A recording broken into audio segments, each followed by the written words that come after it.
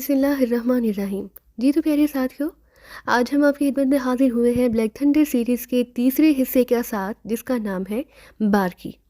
اس میں ہم جانیں گے کہ ٹرومین نے کس طرح عمران کو تسخیر کیا اور عمران کس طرح اس کے خوفناک منصوبے کی وجہ سے مکمل طور پر بے بس ہو گیا۔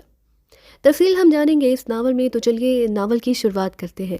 ٹیکسی کے رکتے ہی ہاور دروازہ کھول کر نیچے اترا اور اس نے میٹر دیکھ کر ڈرائیور کو کرایہ دیا۔ پھر آگے بڑھ کر اس نے ستون پر موجود کال بیل کا بٹن دبایا، پھر پیچھے ہٹ کر کھڑا ہو گیا۔ اس کے جسم پر سرمئی رنگ کا انتہائی جدید تراش کا خوبصورت سوٹ تھا، بے داغ سفید قمیض اور سرمئی چھوٹے پھولوں والی ٹائی کے ساتھ ساتھ آنکھوں پر براؤن شیڈ میں اور جدید فریم کی اینک نے اس کی وجاہت میں بے پناہ اضافہ کر دیا تھا۔ چند لمحہ بعد پھاٹک کی چھوٹی کھڑکی کھلی اور ایک باوردی ملازم باہر آ گیا۔ جی فرمائیے، ملازم نے انتہائی مؤدبانہ لہجے میں کہا۔ فرحاد خان صاحب ہوں تو انہیں کہو کہ ہاور آیا ہے۔ ہاور نے ہلکے سے مسکراتے ہوئے کہا، او آپ سر؟ آئیے سر، صاحب تو آپ کے کافی دیر سے منتظر تھے۔ ملازم نے چونک کر کہا، پھر تیزی سے اس طرح ایک طرف ہٹ گیا جیسے وہ ہاور کو اس چھوٹی کھڑکی سے اندر جانے کے لیے راستہ دے رہا ہو۔ پھاٹک کھولو، میں سر جھکا کر کبھی کسی مکان میں داخل نہیں ہوا، ہاور نے ہونٹ بھینچتے ہوئے کہا۔ ارے سوری سر، ابھی کھولتا ہوں، ملازم نے پشیمان سے لہجے میں کہا اور جلدی سے آگے بڑھ کر وہ چھوٹی کھڑکی سے کھوٹی کے اندر آ گیا اور چند لمحہ بعد پھاٹک کھل گیا۔ ہاور اطمینان سے قدم بڑھاتا ہوا اندر داخل ہوا۔ کوٹھی رقبے میں تو کافی بڑی تھی، لیکن اس کا طرز تعمیر قدیم انداز کا حامل تھا۔ یوں لگتا تھا جیسے کوٹھی آج سے 30-35 سال پہلے تعمیر کی گئی ہو۔ ویسے کوٹھی کا رنگ و روغن اور اس کی سجاوٹ بے حد سلیقے سے کی گئی تھی۔ وسیع و عریض پورچ میں 2 بڑی چمکتی دمکتی کاریں بھی موجود تھیں۔ ادھر جناب، ادھر ڈرائنگ روم ہے، باوردی ملازم نے جلدی سے ہاور کے قریب آتے ہوئے مؤدبانہ لہجے میں کہا اور ہاور سر ہلاتا ہوا برآمدے کے کونے میں موجود دروازے کی طرف بڑھ گیا۔ ملازم نے جلدی سے آگے بڑھ کر دروازہ کھولا اور خود ایک طرف ہٹ کر کھڑا ہو گیا۔ ڈرائنگ روم بھی خاصا وسیع و عریض تھا اور اس میں موجود صوفے البتہ قدیم انداز کے تھے۔ ڈرائنگ روم کے درمیان میں ایک انتہائی قیمتی فانوس تھا اور دیواروں پر شیروں اور چیتوں کی کھالوں کے ساتھ ساتھ 12 سینگوں کی سر جگہ نصب نظر آ رہے تھے۔ ایک دیوار پر ایک قدادم تصویر تھی جس میں ایک بڑی مونچھوں اور دہکتی ہوئی آنکھوں کا مالک آدمی گھاس پر پڑے ہوئے شیر پر پیر رکھے ہوئے بڑے فاخرانہ انداز میں کھڑا تھا اور اس کے ہاتھ میں ایک جدید رائفل بھی موجود تھی اور جسم پر شکاریوں کا مخصوص لباس۔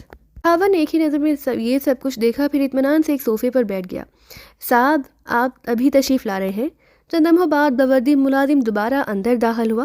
اس کے ہاتھ میں ایک خوبصورت ٹرے تھی جس میں ہلکے سرخ رنگ کے مشروب کا glass multi colour tissue paper میں لپٹا ہوا رکھا ہوا تھا۔ اس نے بڑے ادب سے وہ گلاس ہاور کے سامنے موجود چھوٹی میز پر رکھا اور ٹرے اٹھائے واپس چلا گیا۔ ہاور نے سر ہلاتے ہوئے گلاس اٹھایا اور مشروب کی چسکیاں لینے لگا۔ ابھی اس نے آدھا گلاس ختم کیا ہی تھا کہ اندرونی دروازہ کھلا اور ایک 2 قامت آدمی جس کے سر کے بال اور ناک کے نیچے موجود بڑی مونچھیں برف کی طرح سفید تھی اندر داخل ہوا۔ البتہ اس کی آنکھوں میں وہی دہکتی ہوئی آگ موجود تھی جو ہاور پہلے ہی اس شیر کی شکار والی تصویر میں دیکھ چکا تھا۔ وہ فوراً ہی پہچان گیا تھا کہ یہ پاکیزہ کا مشہور شکاری فرحاد خان ہے۔ فرحاد خان کے جسم پر ایک قیمتی گاؤن تھا اور پیروں میں قیمتی سلیپر۔ ہاور ایک جھٹکے سے کھڑا ہو گیا۔ بیٹھو نوجوان، میرا نام فرحاد خان ہے۔ نام تو تم نے ضرور سنا ہوگا، فرحاد خان کو کون نہیں جانتا؟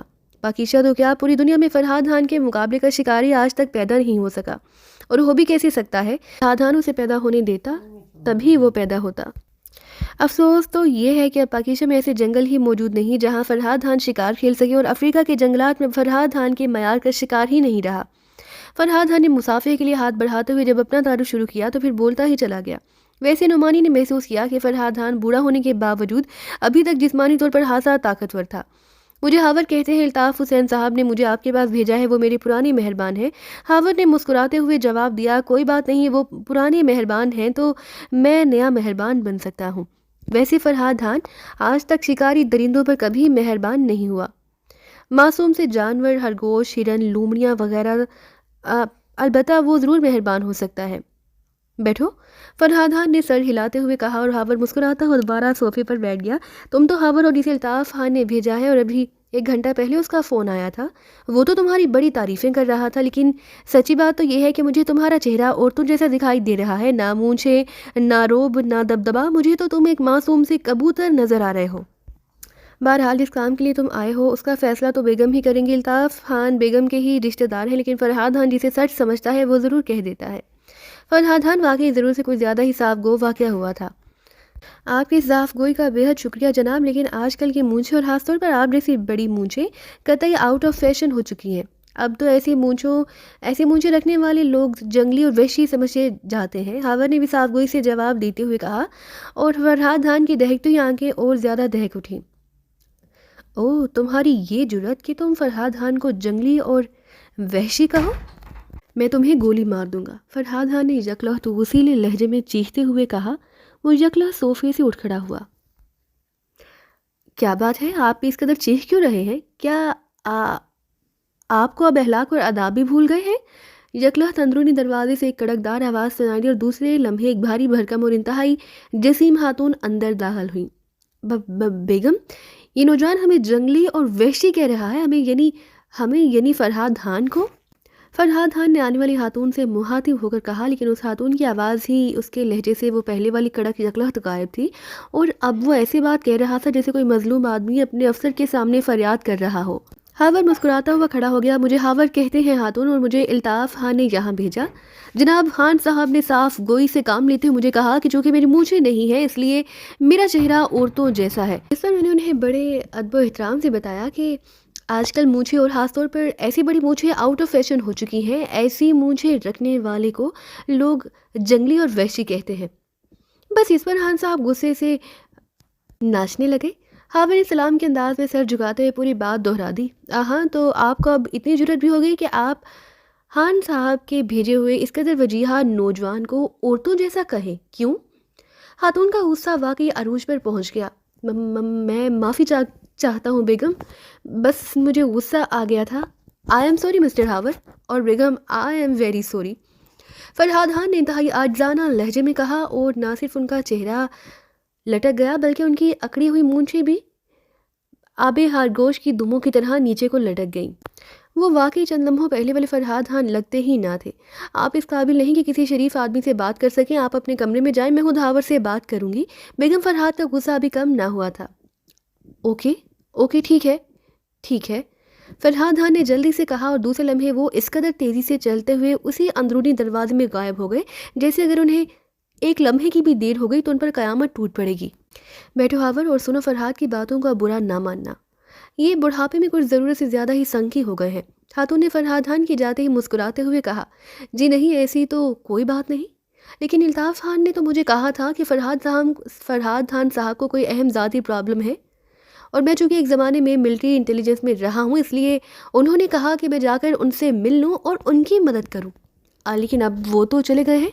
अब वो प्रॉब्लम हल करने में संजीदा लहजे में कहा, उस प्रॉब्लम का मुझे फरहाद से ज़्यादा इल्म है, और इल्ताफ़ खान और मैंने बात भी की थी।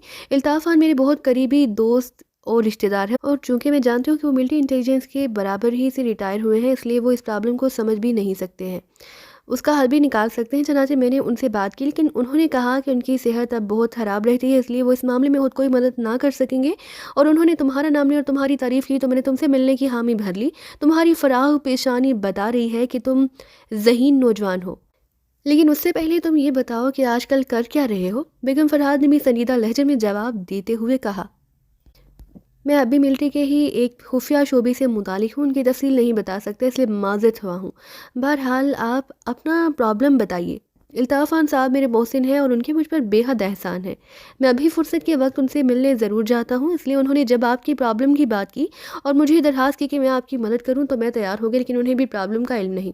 हावर ने जवाब दिया, हाँ, मैंने उन्हें खुद ही नहीं बताया क्योंकि ये प्रॉब्लम ऐसा है कि इसके आउट होने पर हमारे ख़ानदान की मौशी में सख्त बदनामी और बेइज्जती भी हो सकती है। बहरहाल तुम शादीशुदा हो? कितने बच्चे हैं तुम्हारे? बेगम, फरहाद ने कहा, जी नहीं, मैं जिस शोबे से मुतालिक हूँ वहाँ शादी वगैरह का बखेड़ा नहीं पाला जाता इसलिए मैं कमवारा हूँ। हावा ने मुंह बनाते हुए कहा, हाँ, इल्ताफ़ खान पर मुझे मुकम्मल इत्मीनान है कि वो किसी गलत आदमी की सिफारिश नहीं कर सकते, इसलिए मैं तुम्हें वो प्रॉब्लम बता देती हूँ, लेकिन तुम्हें पहले ये हल्फ देना होगा कि तुम चाहे हमारी मदद कर सको या नहीं, तुम इस बात को लीक आउट ना करोगे। बेगम, फरहाद ने इंतहाई गुस्सीले लहजे में कहा, मैं हल्फ देता हूँ कि सिवाय अशद ज़रूरत के मैं आपका प्रॉब्लम लीक आउट ना करूँगा। हावा ने जवाब दिया, अशद ज़रूरत की शर्त तुमने क्यों लगा दी? बेगम, फरहाद ने बुरा सा मुँह बनाते हुए कहा, इसलिए कि हो सकता है कि मुझे अपने खास दोस्तों की मदद हासिल करनी पड़े। वैसे आप कतई बेफिक्र रहे, मैं एक शरीफ ख़ानदान का आदमी हूँ, मैं ऐसी घटिया हरकत का सोच भी नहीं सकता। یہ حلقے میں نے صرف آپ کی تسلی کے لیے دیا ہے، ورنہ مجھے اس کی ضرورت نہیں، ہاور نے جواب دیا۔ ٹھیک ہے تو سنو، ہماری اولاد میں صرف ایک لڑکی ہے، اس کا نام رابیل ہے۔ اس نے بیالوجی میں MSc کیا ہوا ہے اور اسے جنگلی جڑی بوٹیوں پر ریسرچ کرنے کا جنون ہے۔ چونکہ ہمارے پاس دولت کی کوئی کمی نہیں، ہمارا تعلق جاگیردار گھرانے سے ہے، اس لیے ہم نے اس کے شوق کے پیش نظر یہی کوٹھی کے نیچے بڑے تہخانے میں اس کی ریسرچ کے مکمل انتظامات کر رکھے ہیں۔ وہ فطری طور پر مردم بیزار ٹائپ کی لڑکی ہے، اس لیے وہ دن رات اپنی ریسرچ میں مصروف رہتی ہے۔ اس کی عمر اس وقت 25 سال کے قریب ہے۔ ہم نے اس کی شادی کی کوشش کی تو اس نے شادی کرنے سے سختی سے انکار کر دیا۔ چونکہ وہ ہماری اکلوتی اولاد ہے، اس لیے ہم اسے ناراض بھی نہیں کر سکتے۔ بہرحال وہ اپنی ریسرچ میں مصروف تھی۔ اس ریسرچ کے سلسلے میں اسے جنگلوں میں بھی جانا پڑتا ہے، اس لیے ہم نے اس کی حفاظت کے لیے ایک پورا گروپ ملازم رکھا ہوا ہے جو بہترین شکاریوں پر مشتمل ہے۔ اس طرح ہمیں تسلی رہتی تھی اور رابیل کا شوق بھی پورا ہوتا رہتا تھا۔ لیکن آج سے 1 ماہ پہلے جب رابیل شناوری جنگل میں جڑی بوٹیوں کی تلاش کے لیے کیمپ لگائے ہوئے تھی، وہاں اس کی ملاقات ایک غیر ملکی نوجوان سے ہو گئی۔ اس نوجوان کا نام رابرٹ تھا۔ اس نوجوان کا تعلق گریٹ لینڈ سے تھا۔ اس نے بھی بیالوجی میں MSc کیا ہوا تھا اور یہ پاکیزہ کی مخصوص جڑی بوٹیوں کی ریسرچ کے لیے یہاں آیا تھا۔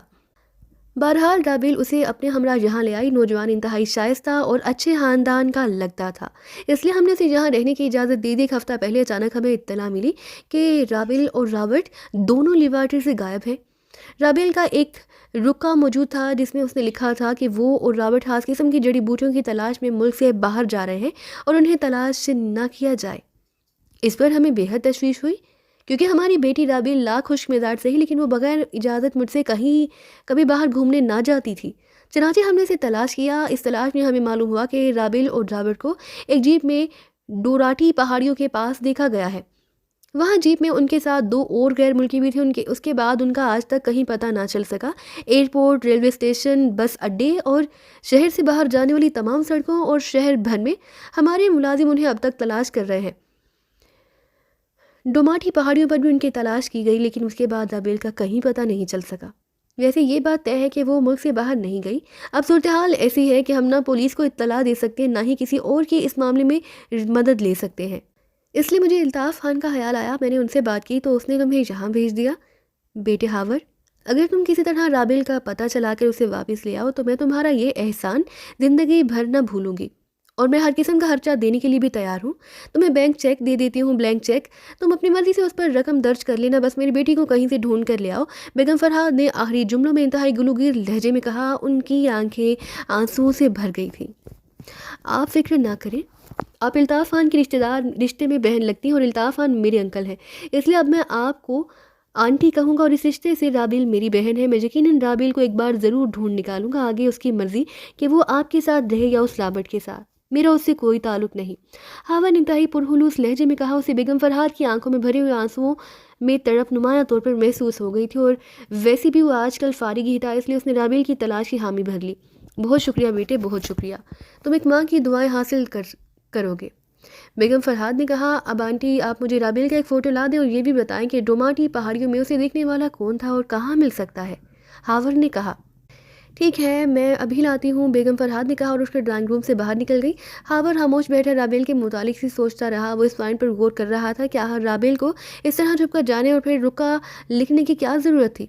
وہ خود سے لڑکی تھی تو ویسے بھی تو جا سکتی تھی، پھر شناوری کے جنگلات میں جانے کے بجائے ڈوماٹی پہاڑیوں میں کیوں گئی؟ اسے معاملات واقعی ہاتھ سے مشکوک نظر آ رہے تھے، لیکن مشکوک کیا بات تھی، یہی بات اسے سمجھ نہ آ رہی تھی۔ اتنے میں بیگم فرحاد واپس آئی۔ ان کے ہاتھ میں ایک لفافہ تھا۔ اس لفافے میں رابیل کی فوٹو ہے مختلف اوقات کے۔ بیگم فرحاد نے صوفے پر بیٹھتے ہوئے لفافہ ہاور کی طرف بڑھاتے ہوئے کہا، اور ہاور نے لفافہ ان کے ہاتھوں سے لے لیا۔ تم فوٹو دیکھو، میں تمہاری کھانے کا انتظام کرتی ہوں۔ بیگم فرحاد نے دوبارہ اٹھتے ہوئے کہا۔ ارے رہنے دیجیے آنٹی، تکلیف نہ کیجیے، ہاور نے چونک کر کہا۔ نہیں، اب میں نے تمہیں بیٹا کہا ہے ہاور، تو آج سے تم واقعی میرے بیٹے ہو، اور بیٹے ماں کا حکم ٹالا نہیں کرتے۔ بیگم فرحاد نے ہنستے ہوئے کہا اور ایک بار پھر ڈرائنگ روم سے چلی گئی۔ ہاور نے مسکراتے ہوئے لفافہ کھولا۔ لفافے میں 4 مختلف سائزوں کے فوٹو تھے اور یہ چاروں فوٹو ایک ہی شخصیت کے تھے، رابیل کے فوٹو۔ ہاور غور سے ان چاروں فوٹوؤں کو دیکھنے لگا۔ رابیل واقعی ایک بھرپور نوجوان اور خوبصورت لڑکی تھی۔ خاصی صحت مند نظر آ رہی تھی۔ اس کے چہرے پر ایسی مسکراہٹ تھی کہ وہ کسی طرح بھی خشک اور مردم بیزار لڑکی نظر نہ آ رہی تھی، بلکہ ان فوٹوؤں میں تو وہ ایسی لڑکی دکھائی دے رہی تھی جو زندگی سے بھرپور شخصیت کی مالک ہو۔ उसे शक पड़ने लगा कि कहीं बेगम फरहाद किसी और की फ़ोटो तो नहीं ले आई, क्योंकि बेगम फरहाद ने राबेल का जो नक्शा खींचा था उसके मुताबिक तो एक उजड़े से चेहरे और बिखरे हुए बालों वाली लड़की की तस्वीर हावर के जहन में बैठ गई, जिसकी आंखों पर भद्दे से भारी फ्रेम और मोटे शीशों वाली ऐनक होगी और चेहरे से भी उकताई हुई और मर्दम बेजार नज़र आ रही होगी। लेकिन ये फ़ोटो अगर वाकई राबेल की थे तो फिर राबेल उस नक्शे से कतई मुख्तलिफ थी। उसने गो हर फोटो में मशरक़ी लिबास पहना हुआ था, लेकिन लिबास साथ से जदीद फैशन के और भड़कदार रंगों के थे। इसलिए हावर को यकीन हो गया कि कम अज़ कम ये राबेल की फ़ोटो नहीं, और अगर वाकई ये राबेल की फ़ोटो है तो फिर बेगम फरहाद ने यकीनन गलत बयानी से काम लिया है। उसी लम्हे बेगम फरहाद अंदर दाखिल हुई और आकर सोफे पर बैठ गई। आंटी, ये आप गलत फ़ोटो तो नहीं ले आई? ये राबेल की ही फ़ोटो है? हावर ने कहा। हाँ, ये राबेल की फ़ोटो है। मुझे मालूम है कि तुम क्यों ये सोच रहे हो। इन फ़ोटो में वो वाकई ज़िंदगी को सही मानों में इंजॉय करने वाली लड़की दिखा रही है, ये बात दुरुस्त है। आम हालात में वो ऐसे ही है खूबसूरत और दिलचस्प बातें करने वाली, खुद भी हंसने और दूसरों को भी बेतहाशा हंसने पर मजबूर कर देने वाली। लेकिन जब उसे रिसर्च का दौरा पड़ता तो फिर वो अपनी लिबार्टी में हफ्तों बंद रहती, ना खाने का होश, ना पीने का, ना कपड़े पहनने का, ना किसी से मिलने का।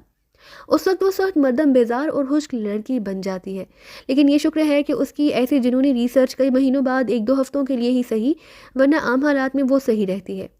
बेगम फरहाद ने मजीद वजाहत करते हुए कहा, और हावर ने सर हिलाते उनमें से एक फ़ोटो अलहदा की और बाकी उसे लिफाफे में डालकर एक तरफ रख दिए। ये लो, ये रॉबर्ट का फ़ोटो। इत्तेफाक से इन दिनों राबेल की सालगिरह थी, इसमें रॉबर्ट भी शरीक था, इसलिए उसका फ़ोटो हमारे पास रह गया है। बेगम फरहाद ने एक फ़ोटो हावर के तरफ बढ़ाते हुए कहा। हावर ने गौर से रॉबर्ट को देखा जो राबेल के साथ खड़ा था। बज़ाहिर वो एक आम सा नौजवान था, लेकिन ना जाने क्या बात थी कि हावर को वो किसी तरह भी रॉबर्ट इतना पढ़ा लिखा नजर ना आ रहा था जितना उसके मुतालिक बताया गया था। उसी लम्हे ड्राइंग रूम के बैरूनी दरवाजे से एक अधेड़ उम्र आदमी अंदर दाखिल हुआ और उसने बड़े मुदबाना अंदाज में बेगम फरहाद को सलाम किया। ये अरशद है, हमारा मुलाजिम।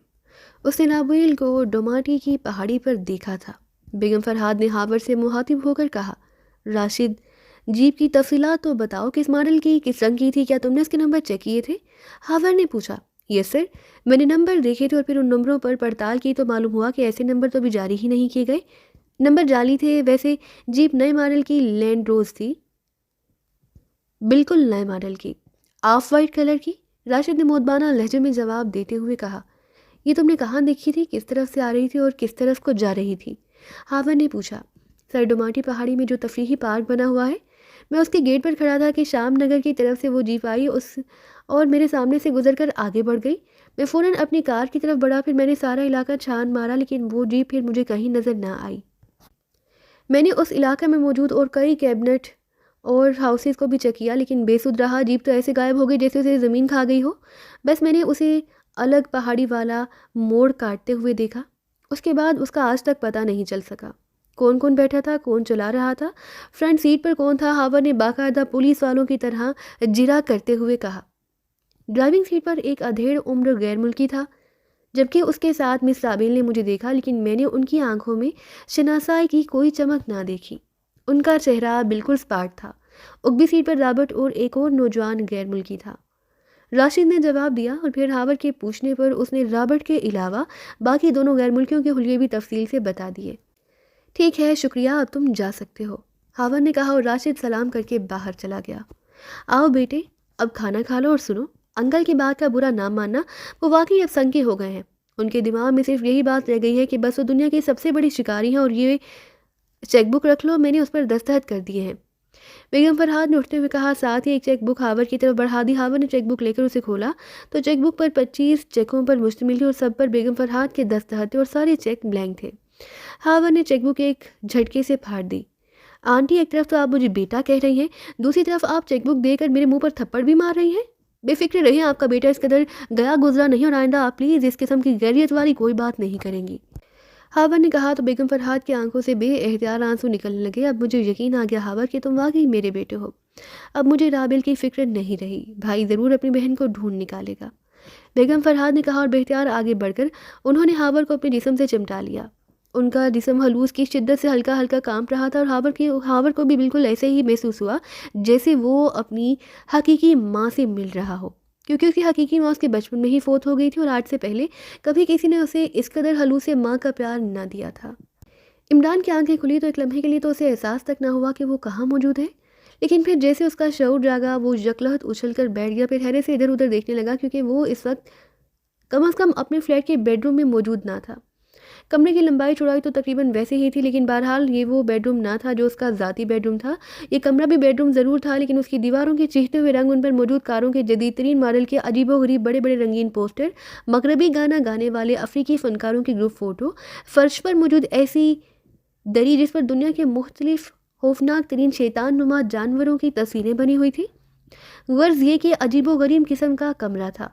یقیناً یہ کمرہ ڈسکو میوزک کے شوقین کسی نوجوان کا بیڈ روم تھا، لیکن دوسرے لمحے عمران یہ دیکھ کر حیران رہ گیا کہ کمرے میں موجود صوفوں اور کرسیوں کا ڈیزائن بالکل وہی تھا جو اس کے اپنے بیڈ روم کا تھا، لیکن ان کے کپڑوں کے رنگ اور ڈیزائن قطعی مختلف تھے۔ وہ بستر سے نیچے اتر آیا اور پھر تیزی سے دروازے کی طرف بڑھ گیا، لیکن دروازہ باہر سے بند تھا، اور عمران نے جب غور سے دروازے کو دیکھا تو اس کی آنکھیں حیرت کی شدت سے مزید پھیلتی چلی گئیں، کیونکہ دروازے کا ڈیزائن بالکل اسی طرح کا تھا جس طرح اس کے اپنے فلیٹ کے دروازے کا تھا، لیکن اس دروازے کا رنگ قطعی مختلف تھا، اور یہ ایک ایسا رنگ تھا جو عمران کو قطعی پسند نہ تھا، سیاہی مائل بھورا۔ یہ آخر چکر کیا ہے؟ یہ کس کا بیڈ روم ہے؟ عمران نے مڑ کر بھرپور انداز میں کمرے کو دیکھتے ہوئے کہا، اور دوسرے لمحے وہ یہ دیکھ کر چونک پڑا کہ اس کے جسم پر وہ نائٹ سوٹ بھی نہ تھا جو رات کو پہن کر وہ سویا تھا، بلکہ اس کی جگہ اس نے سفید رنگ کا ایک ریشمی نائٹی پہنی ہوئی تھی، ریشمی نائٹی جو نوجوان لڑکیاں شب خوابی کے وقت پہنتی ہیں، اور عمران کو شاید پہلی بار احساس ہوا کہ اس نے شب خوابی کا زنانہ لباس پہن رکھا ہے۔ اس کی آنکھیں واقعی حیرت کی شدت سے اس قدر پھیلیں کہ کانوں تک پہنچ گئیں۔ ارے کہیں اب میں مس عالیہ عمرانہ تو نہیں بن گیا؟ او، دری بن گئی؟ عمران نے حیرت سے جسم پر موجود لباس کو دیکھتے ہوئے کہا۔ دوسرے لمحے اس نے ایک جھٹکے سے نائٹی کی ڈوری کی گانٹ کو کھینچا، پھر وہ نائٹی اتار کر اس نے ایک طرف اچھال دی۔ دوسرے لمحے اس کے منہ سے اطمینان کا طویل سانس نکل گیا، کیونکہ ریشمی نائٹی کے نیچے اس کا ذاتی شب خوابی کا پاجامہ اور شرٹ موجود تھی۔ اس نے دروازے کو کھولنے کی کوشش کی، لیکن دروازہ دوسری طرف سے بند تھا۔ دروازہ اپنی ساخت کے لحاظ سے خاصا مضبوط نظر آ رہا تھا۔ اب عمران دروازہ کھولنے کی کوئی ترکیب سوچ ہی رہا تھا کہ یکلخت اسے اپنے حکم میں فون کی گھنٹی بجنے کی آواز سنائی دی، اور وہ بے احتیاط اچھل کر مڑا، اور دوسرے لمحے اس کی آنکھوں میں واقعی حیرت کے تاثرات ابھر آئے، کیونکہ فون سامنے میز پر پڑا تھا، حالانکہ پہلے یہ فون اسے نظر ہی نہ آیا۔ گھنٹی مسلسل بج رہی تھی۔ عمران تیزی سے آگے بڑھا، پھر اس کے حلق سے ایک طویل سانس نکل گیا، کیونکہ فون کا ڈائل غائب تھا۔ اس کا مطلب تھا کہ جس کسی نے بھی عمران کو اس کمرے میں بند کیا تھا، اس نے جان بوجھ کر ڈائل اتار لیا تاکہ عمران کسی کو فون نہ کر سکے۔ لیکن عمران اس کی اس حماقت پر بے احتیاط ہنس پڑا، کیونکہ بغیر ڈائل کے بھی وہ صرف کریڈل ٹریننگ کی مدد سے وہ پوری دنیا میں کہیں بھی اس قدر درست طور پر کال کر سکتا تھا کہ شاید دوسرا شخص ڈائل کے نمبر گھما کر بھی ایسا اس حد تک درست نہ کر سکتا تھا۔ فون کی گھنٹی مسلسل بج رہی تھی، اس لیے عمران نے ہاتھ بڑھا کر ریسیور اٹھا لیا۔ ہیلو، کیا تم مر چکے تھے جو اتنی دیر تک فون نہیں اٹھایا؟ دوسری طرف سے کسی نے پھاڑ کھانے والے لہجے میں کہا۔ بولنے والے کے لہجے میں بے پناہ گراہٹ تھی، یوں لگتا تھا جیسے کسی خوفناک جنگل میں دور کہیں بھوکے بیڑیے مل کر اکر آ رہے ہوں، اور قریب وہ آدمی کھڑا بات کر رہا ہو۔ ہیلو بھی کہہ رہے ہو اور مرا ہوا بھی کہہ رہے ہو، اب تم خود بتاؤ، جب تم جیسا مردہ بول سکتا ہے تو پھر مجھ جیسا ہل کیوں نہیں سکتا؟ سو ہل رہا ہوں بھائی، لیکن ایک بات ہے، ذرا آہستہ بولو۔ اب اتنے بھی خوف زدہ ہونے کی ضرورت نہیں کہ خوف چھپانے کی غرض سے اس قدر گلا پھاڑ پھاڑ کر بولنا شروع کر دو۔ ہاں، تو تم بولتے ہی زیادہ ہو۔ جانتے ہو کس سے بات کر رہے ہو؟ میرا نام سیلاب ہے، سیلاب۔ دوسری طرف سے کہا گیا۔ سیلاب کی جگہ سیلاب رکھ لو تاکہ کم از کم میں قدرے خوف زدہ ہو سکوں۔ ویسے فون بند کرنے کی وجہ بھی بتا دو تو زیادہ بہتر ہے، عمران نے اٹکتے ہوئے لہجے میں کہا۔ سنو، کل ساری دارالحکومت کے بازاروں میں جہازی سائز کے رنگین پوسٹر، ہر دیوار پر ہزاروں کی تعداد میں چپساں نظر آئیں گے جن پر تمہاری تصویر ہوگی۔ تم نے نائٹی پہنی ہوگی، تمہارے چہرے پر باقاعدہ لیڈیز میک اپ ہوگا، اور نیچے لکھا ہوا ہوگا ڈائریکٹر جنرل انٹیلیجنس سر رحمان کے اکلوتے لڑکے کے علی عمران کی جنس اچانک تبدیل ہو گئی، اور بولو کیسی لگے گی یہ تصویر؟ دوسری طرف سے بڑے طنزیہ لہجے میں کہا گیا۔ بہت خوبصورت تصویر ہوگی، ایک مجھے بھی بھجوا دینا، میں اسے فریم کرا کر رکھوں گا، عمران نے بڑے بے نیاز لہجے میں کہا۔ کیا مطلب؟ کیا اس تصویر سے تمہاری شہرت کو نقصان نہیں پہنچے گا؟ دوسری طرف سے بولنے والے کے لہجے میں شدید حیرت تھی۔ بولنے والے کا لہجہ بتا رہا تھا کہ وہ غیر ملکی ہے، لیکن غیر ملکی ہونے کے باوجود وہ مقامی زبان بالکل مقامی لہجے میں روانی سے بول رہا تھا۔ شہرت کو نقصان؟ ارے مسٹر حراب، بلکہ ہانا حراب، اس سے میری شہرت تو اور زیادہ بڑھے گی۔ ظاہر ہے اس تصویر میں میک اپ کی وجہ سے میں خوبصورت لڑکی نظر آ رہا ہوں گا، اور میری خوبصورتی دیکھ کر شہر کے سارے دل پھینک رئیس زادے میرے گھر کے چکر لگانے شروع کر دیں گے اور انتہائی خوشی سے میری فرمائشیں پوری کرتی رہیں گے۔ इस तरह दौलत से मेरा बैंक बैलेंस और सामान से मेरा घर भर जाएगा اور مجھے اپنے باورچی کو نوکری سے فارغ کرنے کا موقع بھی مل جائے گا. اس کی تنخواہ بھی بچ جائے گی اور جو کمیشن وہ سودا سلف لانے کے دوران کماتا ہے وہ بھی صاف بچ جائے گا. عمران نے مسکراتے ہوئے کہا. کیا مطلب؟ باورچی کو کیوں نکالو گے؟ دوسری طرف سے بولنے والے کے لہجے میں ایسی بات تھی کہ یکلہت عمران کے حقیقی معنی میں کان کھڑے ہو گئے.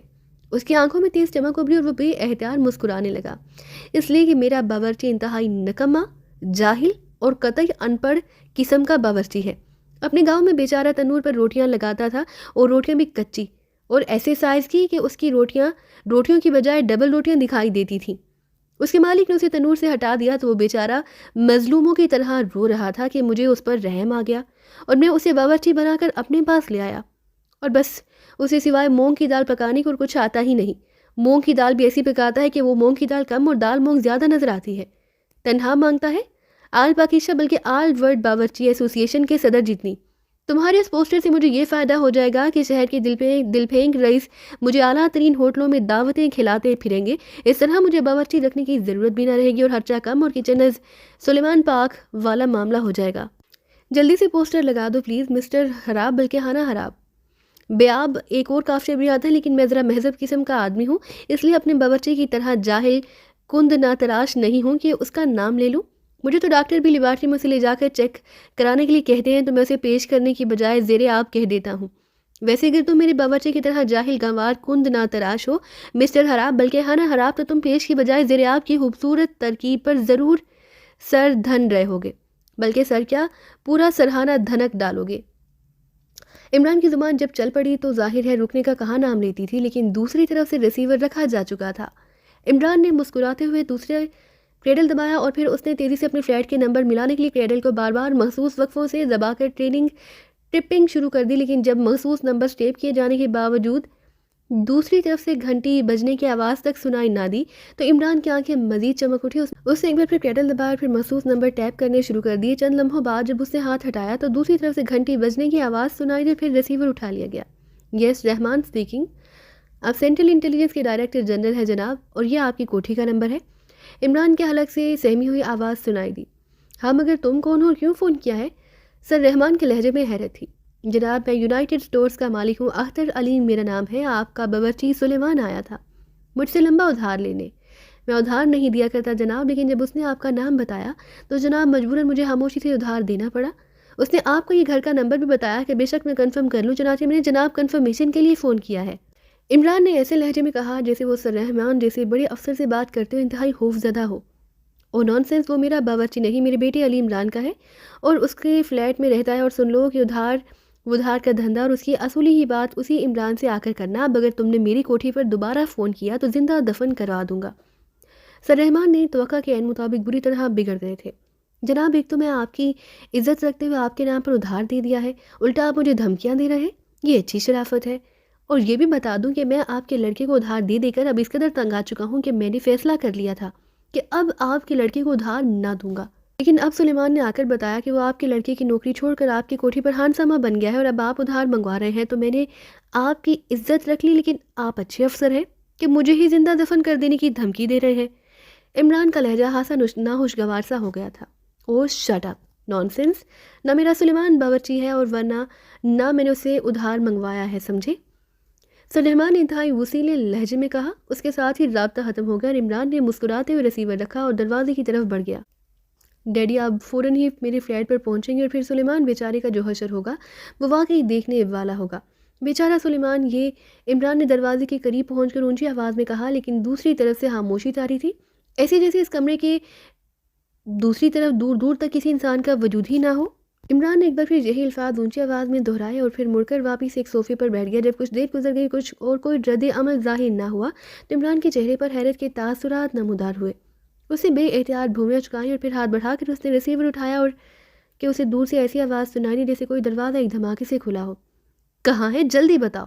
ہائے ہائے، اس کا تو خون ہی بے حد ہلکا ہے. اکلوتا جو ہوا یہ موا ہر قسم کا سایہ اس پر پڑ جاتا ہے.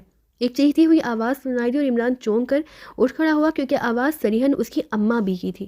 اور پھر دوسرے لمحے دروازہ باہر سے کھلا اور عمران کو اماں بھی اور اس کے پیچھے کھڑے سلیمان کی شکل نظر آئی. سلیمان کے چہرے پر خوشگوار تاثرات تھے.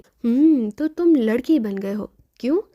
کیا کیا میرے علاوہ اور 20-25 لڑکیاں موجود ہیں جو تم لڑکی بن گئے ہو؟ اور کیوں بنے ہو لڑکی؟ اماں بھی نے انتہائی گہرالود لہجے میں صوفے کے سامنے کھڑے ہوئے عمران سے مخاطب ہو کر کہا۔ اماں بھی میں تو لڑکی نہیں بنا، میں تو ابھی تک علی عمران ہوں، آپ دیکھ نہیں رہی؟ عمران نے قدرے سہمے ہوئے لہجے میں کہا، کیونکہ اس نے اماں بھی کا لہجہ سن لیا تھا اور اچھی طرح معلوم تھا کہ اماں بھی کا غصہ جب پورے عروج پر ہو تو وہ ایسے ہی لہجے میں بولتی ہیں، بالکل ٹھنڈا لہجہ۔ بیگم صاحبہ آپ نے دیکھا چھوٹی صاحب نے کمرے کا کیا حال کر دیا ہے؟ پھر بیگم صاحبہ وہ سامنے بستر پر نائٹی پڑی ہے، یہی پہنی ہوئی تھی انہوں نے، آپ ان کے منہ پر میک اپ دیکھ رہی ہیں؟ سلیمان نے انتہائی گھبرائے ہوئے لہجے میں کہا۔ میں دیکھ رہی ہوں، اس کے ہونٹوں پر لگی ہوئی لپسٹک، موئی سرخی اور گالوں پر موجود غازہ اور پلکوں پر لگے ہوئے ستارے، میں سب دیکھ رہی ہوں۔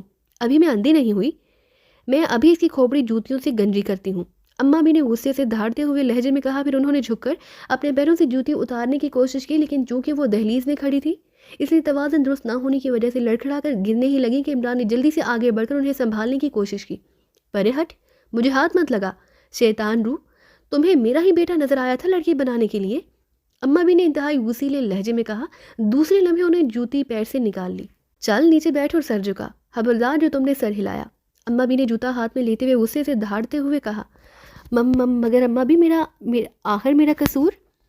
عمران نے بے احتیاط ان کے سامنے نیچے قالین پر بیٹھتے ہوئے کہا۔ اچھا ابھی قصور بھی پوچھ رہے ہو؟ اور سنو، مجھے اماں بھی نہ کہنا سمجھے، یہ میرا بیٹا ہے، اکلوتا بیٹا، اور جب یہ پیدا ہوا تھا تو میں نے بڑے پیر صاحب کا تعویذ اس کے گلے میں ڈالا تھا، یہ تو اب پہنتا نہیں، وہ تعویذ موئی انگریزی جو پڑھ لی اس نے، ورنہ تمہاری جرت ہی کہ تم میرے بیٹے کو لڑکی بناتے، اماں بھی نے انتہائی وسیلے لہجے میں کہا۔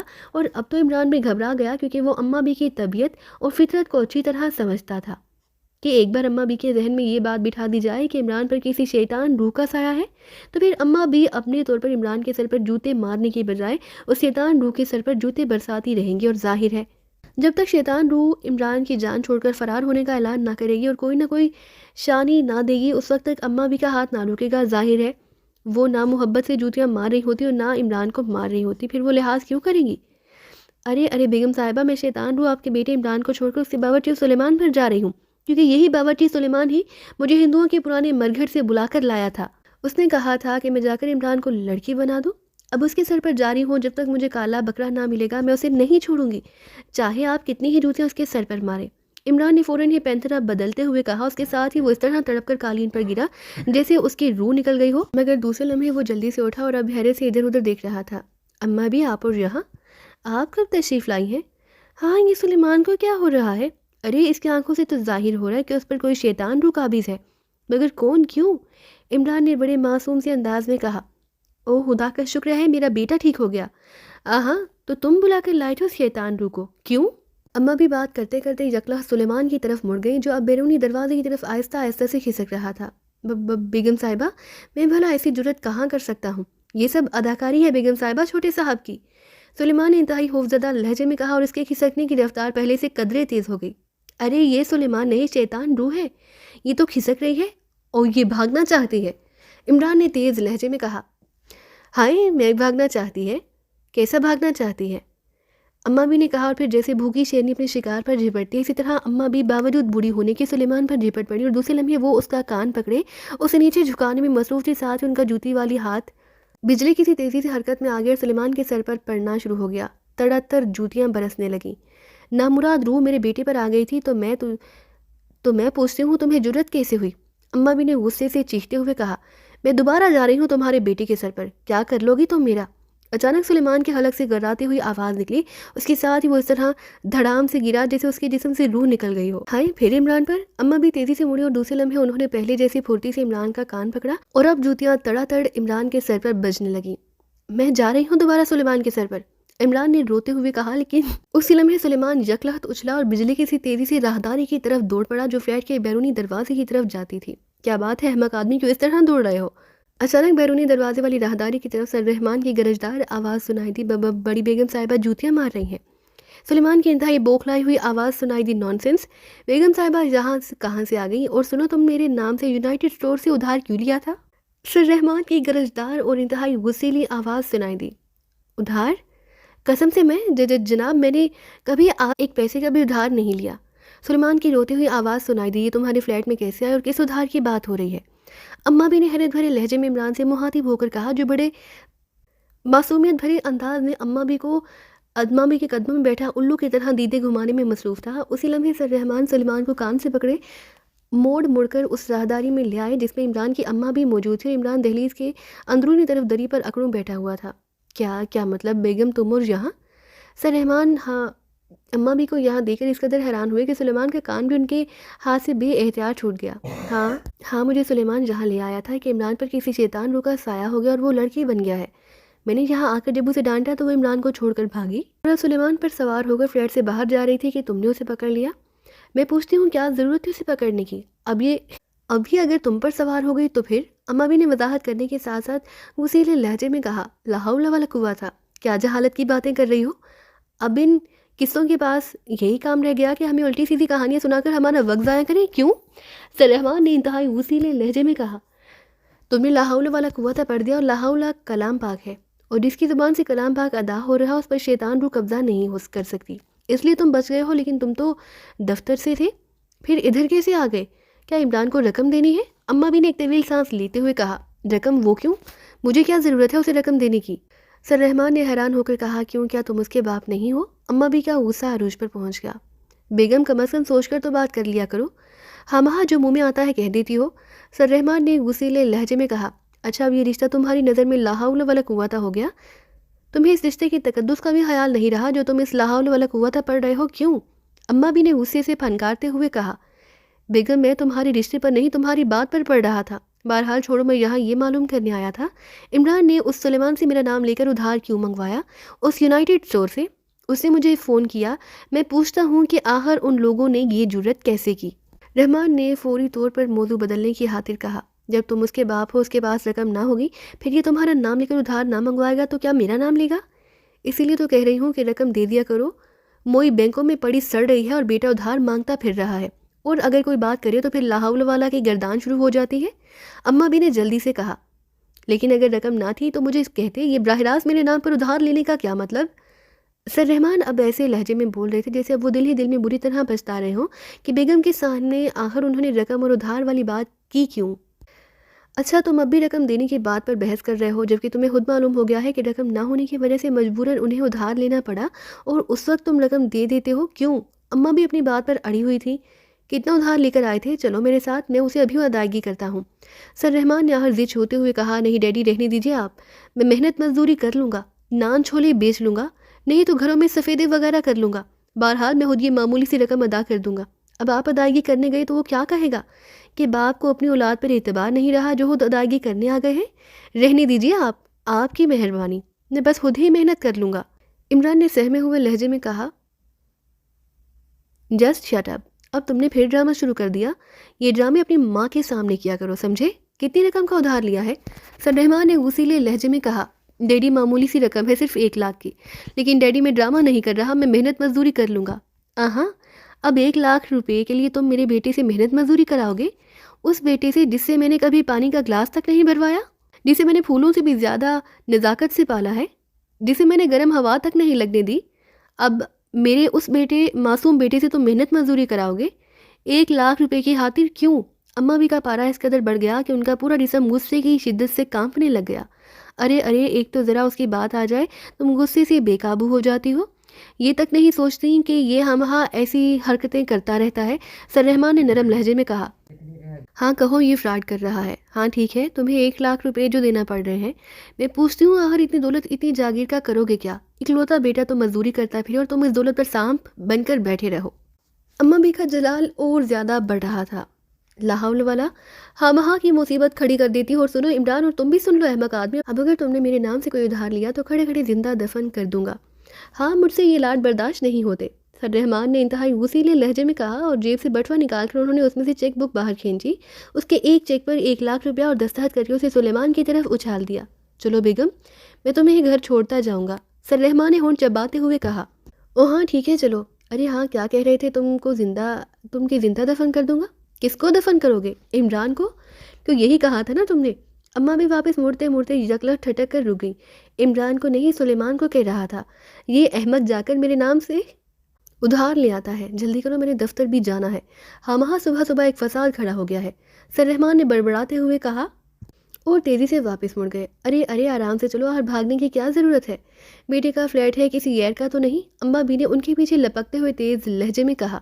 میں دروازہ بند کر آتا ہوں جناب، سلیمان نے جلدی سے اماں بی کے پیچھے جانے کے لیے مڑتے ہوئے عمران سے کہا۔ اسے مجھے دو اور اب جاؤ جہاں جی چاہے، عمران نے اس کے ہاتھ پر جھپٹا مار کر چیک چھینتے ہوئے کہا، اور سلیمان برا سا منہ بناتے ہوئے بیرونی دروازے کی طرف بڑھ گیا۔ عمران اس کمرے سے نکل کر اب ڈرائنگ روم کی طرف بڑھ گیا۔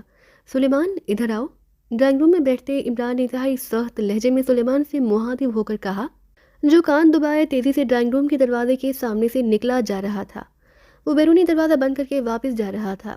جی صاحب، سلیمان نے دروازے پر پہنچ کر سر جھکاتے ہوئے پوچھا، یہ کیا حرکت کی ہے تم نے اور کیوں؟ عمران کے لہجے میں بے پناہ سنجیدگی تھی۔ کون سی حرکت جناب؟ سلیمان نے بڑے معصوم سے لہجے میں کہا۔ ہاں تو اب میرے سامنے بھی اداکاری کرو گے؟ عمران کا لہجہ یکلحظ بے حد سرد ہو گیا۔ جناب اس میں میرا کوئی قصور نہیں جناب، رات کو جب آپ سو گئے تھے تو طاہر صاحب فلیٹ پر آئے، ان کے ہاتھ میں ایک بڑا سا بیگ تھا، انہوں نے مجھے کہا کہ میں ان کے لیے سبز چائے بناؤں، چنانچہ میں چائے بنانے کچن میں چلا گیا اور وہ آپ کے بیڈ روم کی طرف چلے گئے۔ جب میں سبز چائے بنا کر واپس آیا تو آپ کے بیڈ روم کا دروازہ اسی طرح بند تھا اور طاہر صاحب ڈرائنگ روم میں موجود تھے۔ انہوں نے مجھے بتایا کہ ایک اہم مقصد حاصل کرنے کے لیے ایک ڈرامہ تیار کیا گیا ہے اور تم نے اس میں انتہائی سنجیدگی سے کردار ادا کرنا ہے کہ صبح آپ کے اٹھنے سے پہلے ڈرائنگ روم کے ٹیلی فون سیٹ سے بیڈ روم والے ایکسٹینشن سے ملا کر میں نے فون کرنا ہے۔ انہوں نے مجھے لہجہ اور سارے الفاظ نہ صرف اچھی طرح رٹا دیے بلکہ اس کی باقاعدہ 2 بار ریہرسل بھی سنی۔ اس کے بعد انہوں نے کہا کہ میں ریسیور رکھ کر فوراً کوٹھی جاؤں اور اماں بھی کو اپنے ساتھ یہاں لے آؤں۔ انہوں نے کہا اور انہیں کہوں کہ عمران لڑکی بن گیا ہے۔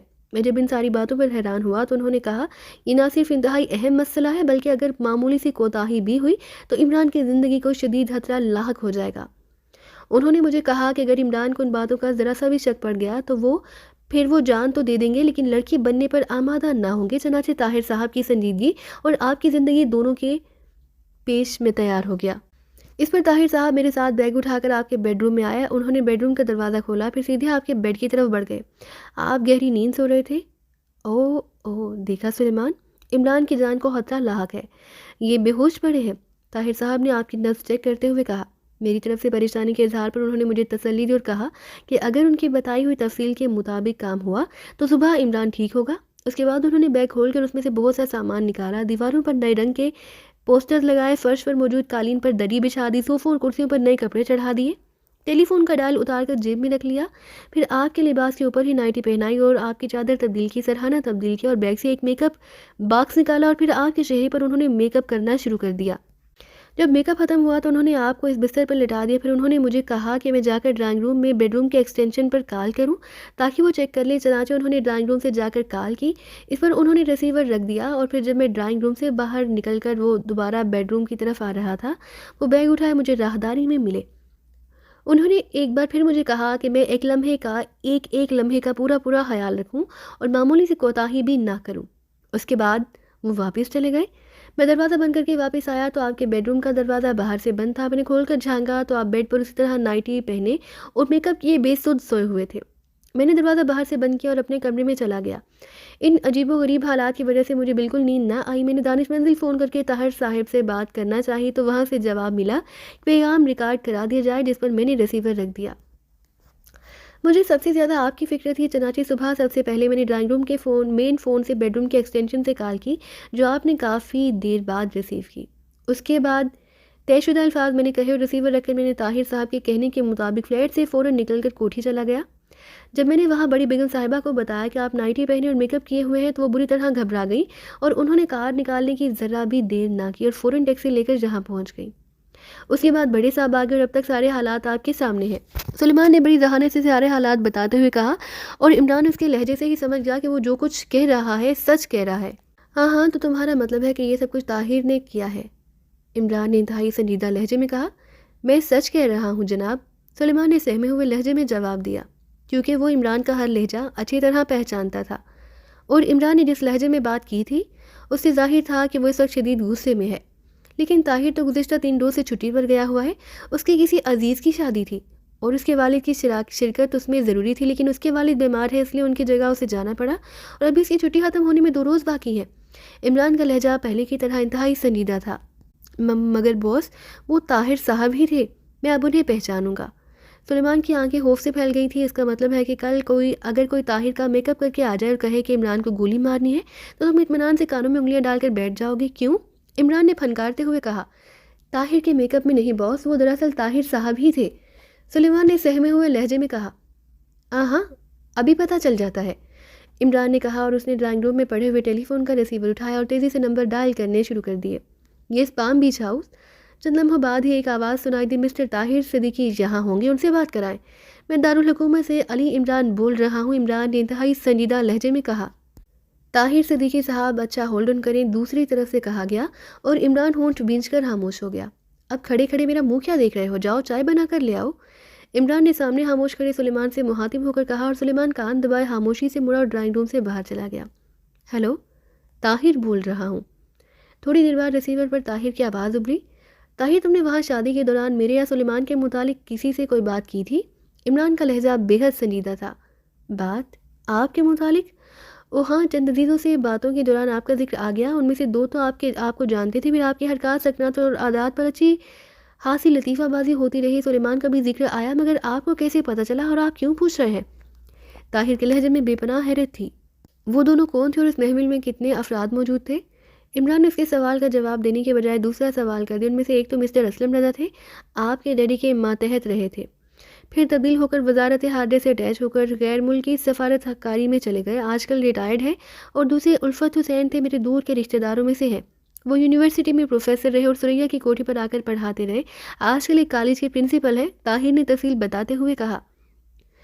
ہاں ٹھیک ہے، میں سمجھ گیا. باقی کتنے افراد تھے اس محفل میں؟ عمران نے اسی طرح سنجیدہ لہجے میں پوچھا. 4 افراد اور تھے، جن میں سے 2 تو غیر ملکی مہمان تھے اور 2 میرے دور کے عزیز تھے. مگر عمران صاحب بات یہ ہے، طاہر نے کہا. ان 4 میں سے تمہاری جسامت کے کتنے افراد تھے؟ عمران نے اسی طرح سنجیدہ لہجے میں کہا. میری جسامت کا تو ایک بھی نہیں تھا. وہ 4 بوڑھے اور دبلے پتلے سے لوگ تھے.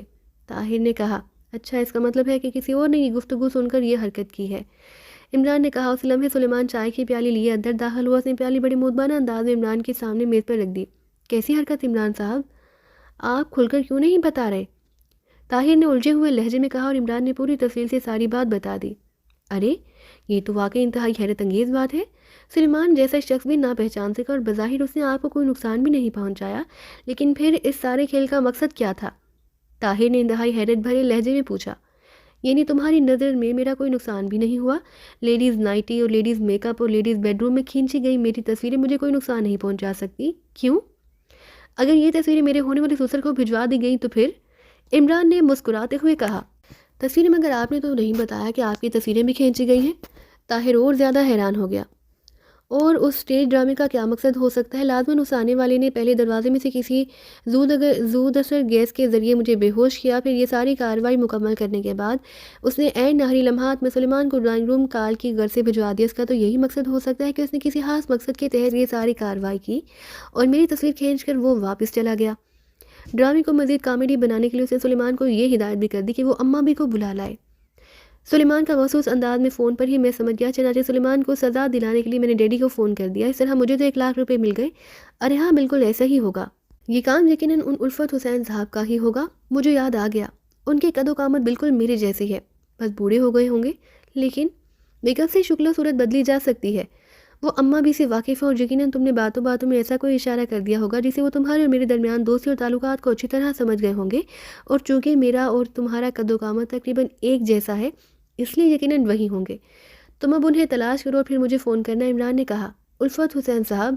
ہاں واقعی وہ میری جسامت کے ہیں. ٹھیک ہے، میں معلوم کرتا ہوں. دوسری طرف سے طاہر نے چونکتے ہوئے کہا، اور عمران نے اوکے کہہ کر ریسیور رکھا، پھر سامنے رکھی پیالی اٹھا کر چائے پینے میں مصروف ہو گیا. سلیمان جا چکا تھا. عمران کی پیشانی پر شکنوں کا جال سا پھیلا ہوا تھا. واقعی اسے اس سارے حیرت انگیز ڈرامے کا کوئی مقصد سمجھ نہ آ رہا تھا، اور چائے پینے کے دوران وہ اس مقصد کی تلاش پر ہی غور کر رہا تھا. خاصی تیز رفتاری سے ڈوماٹی کی پہاڑیوں میں موجود پتلی سی سڑک پر دوڑتی ہوئی جا رہی تھی. جیپ کے اسٹیئرنگ پر ہاور بیٹھا ہوا تھا، جبکہ اس کے ساتھ فرنٹ سیٹ پر چوہان اور رکبی سیٹ پر صدیقی اور ہاور نعمانی موجود تھے. ہاور نے بیگم فرحاد خان سے ملاقات کے بعد سب سے پہلے اپنے ان دوستوں سے ملاقات کی اور پھر سارا کیس ان کے سامنے رکھ دیا. उसके बाद उनमें ये तय पाया कि चूंकि वो फारिग है इसलिए इस फरागत का मौका उठाते हुए खुद ही राबेल की बरामदगी के सिलसिले में मिलकर कुछ हल करेंगे। और इसके लिए उनमें यही तय पाया कि चूंकि राबेल आखिरी बार डोमाटी पहाड़ियों में देखा गया था, इसलिए तलाश का जरिया भी उन्हें पहाड़ियों से ही शुरू किया जाए। दोशाली कस्बा पहाड़ियों में मौजूद तमाम कस्बों की निस्बतन सबसे बड़ा कस्बा था, इसलिए वो दोशाली जा रहे थे। उन गैर मुल्कियों का राबेल के साथ मौजूद होने से मुझे शक पड़ता है कि राबेल को किसी बड़े मकसद की खातिर बाकायदा अगवा किया गया है, चौहान ने कहा। लेकिन ये मकसद क्या हो सकता है? राबेल एक आम सी लड़की है, उसके इस तरह अगवा से उनको क्या फ़ायदा हो सकता है? पीछे बैठे हुए सिद्दीकी ने सर हिलाते हुए कहा, अब असल बात का पता तो इस सूरत में चल सकता है जब राबेल मिल जाए। स्टीयरिंग पर बैठे हावर ने जवाब दिया और सबने इस बात में सर हिला दिए। तुमने राबेल की माँ से मालूम किया कि आखिर राबेल उन जड़ी बूटियों पर किस किस्म की रिसर्च करती रहती थी? इस बार नुमानी ने सवाल किया। नहीं, मैंने पूछा नहीं, वैसे मुझे उसका ख्याल ही नहीं आया। और रिसर्च क्या हो सकती है? वही जो आम तौर पर बायोलॉजिस्ट करते रहते हैं, जड़ी बूटियों की महसूस खसूसियात और उनका मुख्तलिफ किस्म की बीमारियों पर असरात। और क्या? हावर ने जवाब दिया। नुमानी ने सर हिला दिया। चंद लम्हों बाद एक मोड़ मुड़ते ही दोशाली कस्बे की हदूद शुरू हो गई। खासा बड़ा कस्बा था जिसमें ज़िंदगी की तकरीबन तमाम सहूलियात मौजूद थी। यही वजह थी कि इस कस्बे में गैर मुल्की भी काफ़ी तादाद में आकर ठहरते थे। डोमाटी पहाड़ियाँ इंतहाई खूबसूरत पहाड़ियों में शामिल समझी जाती थी और यहाँ कदम कदम पर ऐसे नज़ारे बिखरे हुए थे कि शायद पूरी दुनिया उससे खूबसूरत लैंडस्केप और कहीं ना हो। लेकिन यहाँ चूँकि सियाहों के लिए सहूलत नाकाफ़ी थी और हुकूमत ने भी सिर्फ कभी तवज्जो ना की, इसलिए यहाँ सियाहों की वो कसरत तो ना थी जो उन इलाकों में होनी चाहिए। लेकिन इसके बावजूद जहाँ बिखरा हुआ कुदरती हुस्न सियाहों को बहरहाल अपनी तरफ खींच लेता था, इसलिए सियाहों की अच्छी खासी तादाद यहाँ आती जाती रहती थी। और उन्हीं सियाहों की आमदोरफ्त की वजह से ही इस कस्बे नुमा शहर में hotel, club, rest houses, shopping centre वगैरह काफ़ी तादाद में थे।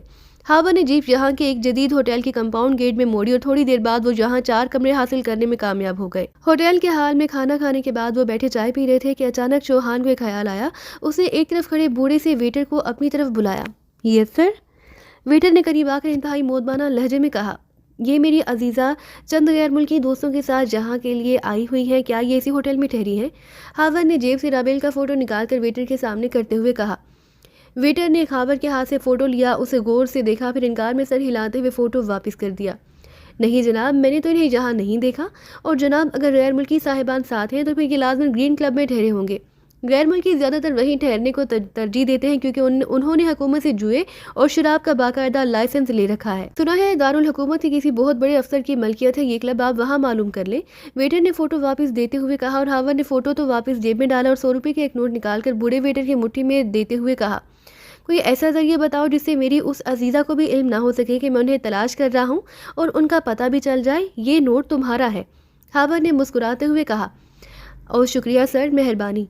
आप ऐसा करें कि ग्रीन क्लब में मेरा छोटा भाई बशीर स्पेशल रूम का इंचार्ज है, उससे रत्ती रत्ती का इल्म मालूम होता है। आप उससे कहेंगे तुम्हारे भाई बड़े भाई आगा ने भेजा है, वो आपकी पूरी मदद करेगा जनाब। बेटे ने जल्दी से कहा। फिर जेब से एक छोटा सा कार्ड निकालकर उसने हावर के सामने रख दिया। ये उसे दे दे, वेटर ने कहा और वापस चला गया। कार्ड उस होटल का था जिसके एक कोने में सुर्ख रंग के दस्तखत थे। हावर ने मुस्कुराते हुए कार्ड उठाया और जेब में डाल लिया। बड़ा महंगा कार्ड है ये, 100 रुपये का एक, नुमानी ने मुस्कुराते हुए कहा और वो सब बेएहतियात हंस पड़े। फरहाद खान की जायदाद बहुत वसीओ अरीज़ है, इसलिए ये महंगा नहीं, चौहान ने फिक्रा कसते हुए कहा। और इस बार उन सब के कहकहों से इर्द गिर्द की मेज़ों पर बैठे हुए अफराद भी चौंक कर उन्हें देखने लगे। थोड़ी देर बाद वो होटल से निकलकर पैदल चलते हुए ग्रीन क्लब की तरफ बढ़ गए। शुमाल की तरफ ग्रीन क्लब के एक कदीम इमारत मुश्तमिल थी, लेकिन इमारत कदीम होने के बावजूद तर्ज तामीर के लवाजमात से शानदार थी। क्लब का हाल वाकई गैर मुल्की सियाहों से भरा हुआ था और वहाँ खुले आम शराब इस्तेमाल की जा रही थी। एक तरफ बड़ा सा काउंटर था जिस पर एक गैर मुल्की लड़की खड़ी वेटर्स को मुख्तलिफ शराबें देने में मसरूफ़ थी। जहाँ का माहौल देखकर लगता ही ना था कि ये पाकिस्तान का क्लब है। यूँ महसूस होता था जैसे ग्रीन क्लब को ग्रेट लैंड का एक हिस्सा हो। हावर तेज़ी से काउंटर की तरफ बढ़ गया। वैसे अंदर दाखिल होते हुए उन्होंने हाल का जायज़ा लेकर ये देख लिया कि वहाँ राबेल मौजूद ना थी और ना ही रॉबर्ट की शक्लो सूरत का कोई आदमी नजर आया। जी फरमाइए, गैर मुल्की काउंटर गर्ल ने कारोबारी अंदाज में मुस्कुराते हुए पूछा। यहाँ कोई स्पेशल रूम भी है? हम तो मुकामी हैं, जहाँ खुलेआम। हावर ने मुस्कुराते हुए कहा। ओह हाँ, मैं समझ गई, ठीक है, आप बेफिक्र रहे, लड़की ने मुस्कुराते हुए कहा। फिर एक साइड पर खड़े हुए एक नौजवान से मुखातिब हो गई। रहमत, इन्हें स्पेशल रूम में ले जाओ। لڑکی نے کہا اور نوجوان سر ہلاتا ہوا ایک سائڈ کی طرف بڑھ گیا۔ ہاور اور اس کے ساتھیوں اس کے پیچھے چل پڑے۔ تھوڑی دیر بعد وہ سیڑھیاں اتر کر ایک بڑے سے ہال میں پہنچ گئے۔ یہ اسپیشل روم تھا، وہاں مقامی افراد کی کثرت تھی لیکن غیر ملکی بھی وہاں نظر آ رہے تھے۔ وہاں شراب کے علاوہ منشیات کا دھواں ہر طرف پھیلا ہوا تھا اور وہ لوگ سمجھ گئے کہ یہ اسپیشل روم شراب کے علاوہ منشیات کے لیے بھی استعمال کیا جاتا ہے۔ وہ چاروں ایک میز کے گرد جا کر بیٹھ گئے۔ جی صاحب، ایک ادھیڑ عمر ویٹر نے ان کے قریب آتے ہوئے کہا۔ بشیر کو بھیجو، اس کے مہمان ہیں، ہاور نے سنجیدہ لہجے میں کہا۔ او اچھا صاحب، ویٹر نے سر ہلاتے ہوئے کہا اور واپس چلا گیا۔ چند لمحہ بعد ایک نوجوان تیزی سے ان کی طرف بڑھا اور اس کی شکل دیکھتے ہی وہ سمجھ گئے کہ وہ واقعی اس بوڑھے ویٹر آغا کا بھائی ہے، کیونکہ ان کی شکلیں آپس میں بے حد ملتی تھیں۔ جی صاحب، میرا نام بشیر ہے، آنے والے نے حیرت بھرے لہجے میں کہا۔ وہ ان چاروں کو غور سے دیکھ رہا تھا۔ ہاور نے جیب سے آغا کا دیا ہوا کارڈ نکالا اور بشیر کے ہاتھ میں دے دیا۔ او بھائی، آغا کا کارڈ فرمائیے، بشیر نے چونک کر کہا۔ کیا کوئی ایسی جگہ ہے جہاں ہم علیحدگی میں چند باتیں کر سکیں؟ ہاور نے جیب سے چند 100 روپے نکال کر بشیر کے ہاتھ میں دے دیے۔ اچھا آئیے، بشیر نے جلدی سے نوٹ لے کر جیب میں ڈالتے ہوئے کہا اور وہ چاروں اٹھ کھڑے ہوئے۔ بشیر انہیں اپنے ہمراہ لے کر ایک سائڈ پر بنے ہوئے خالی کمرے میں لے گیا۔ یہاں بھی ایک میز کے گرد 2 صوفے رکھے ہوئے تھے۔ جی اب فرمائیے، میں کیا خدمت کر سکتا ہوں آپ کی؟ بشیر نے کہا۔ بیٹھو اور یہ فوٹو دیکھو، یہ میری عزیزہ کا فوٹو ہے اور میری یہ عزیزہ چند غیر ملکی دوستوں کے ہمراہ یہاں آتی رہی ہے۔ میں نے اس کے بارے میں معلومات حاصل کرنی ہے، لیکن مسئلہ یہ ہے کہ میری اس عزیزہ کو اس کا علم نہ ہو سکے۔ ہاور نے سنجیدہ لہجے میں کہا۔ او یہ مس مریم کا فوٹو ہے جناب۔ مس مریم اپنے دوست مسٹر رابرٹ کے ہمراہ یہاں گرین کلب میں آئی ضرور تھی، لیکن پھر جلد ہی واپس چلی گئی، یہ کچھ کھوئی کھوئی سی تھی۔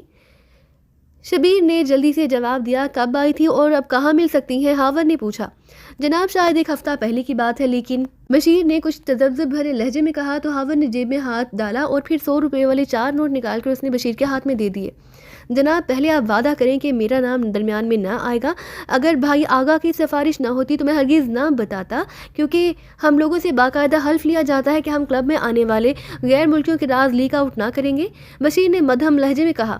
وعدہ رہا، تم بے فکر رہو، ہاور نے اعتماد بھرے لہجے میں کہا۔ جناب رابرٹ اپنے 2 غیر ملکیوں کے ساتھ ہومرا اور اسکاٹ کے ساتھ کوربا قصبے سے 40 میل مشرق کی طرف سر پہاڑی کے دامن میں بنے ہوئے ایک پرانی ریسٹ ہاؤس میں رہ رہے تھے۔ مس مریم بھی ان کے ساتھ کبھی کبھی یہاں آتی رہتی ہیں۔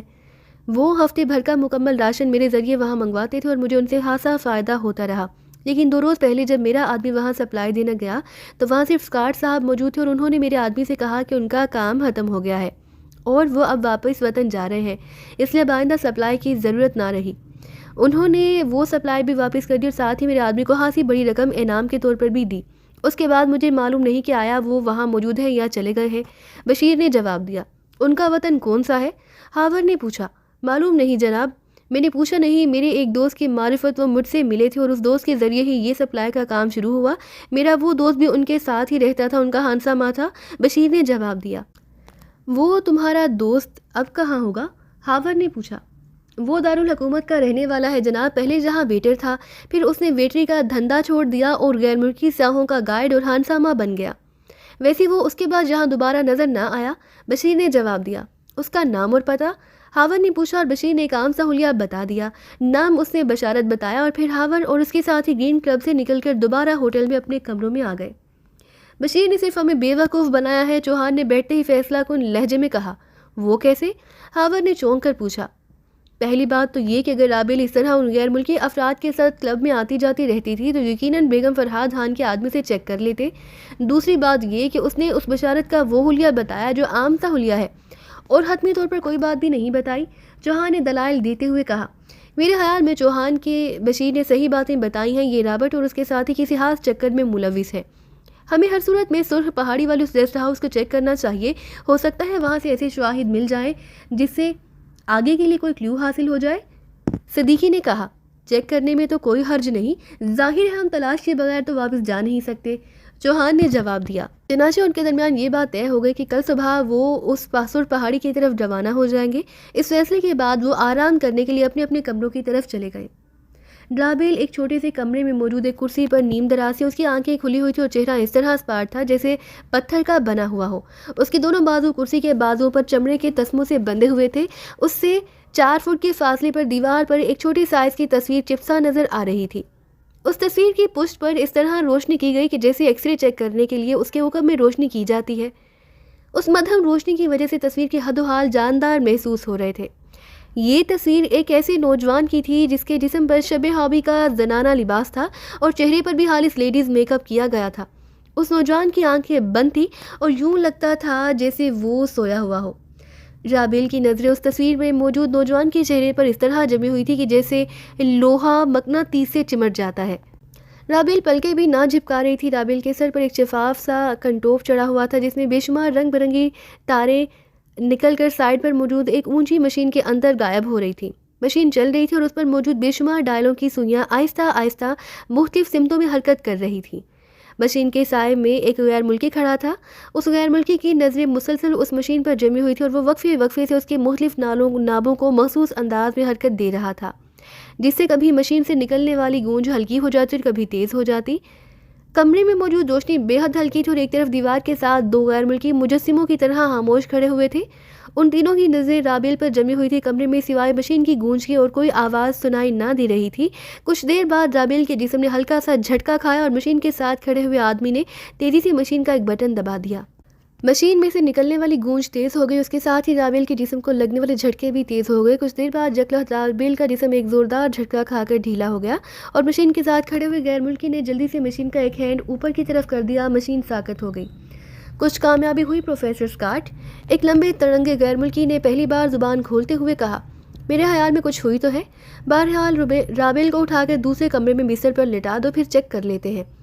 اس غیر ملکی نے جو مشین آپریٹ کر رہا تھا دھیمے لہجے میں جواب دیتے ہوئے کہا، ساتھ ہی اس نے آگے بڑھ کر رابیل کے سر پر موجود شفاف شیشے کا کنٹوف ہٹانا شروع کر دیا۔ رابرٹ، رابیل کو اٹھا کر لے جاؤ، اس لمبے ترنگے غیر ملکی نے ساتھ کھڑے خوبرو نوجوان سے مخاطب ہو کر کہا۔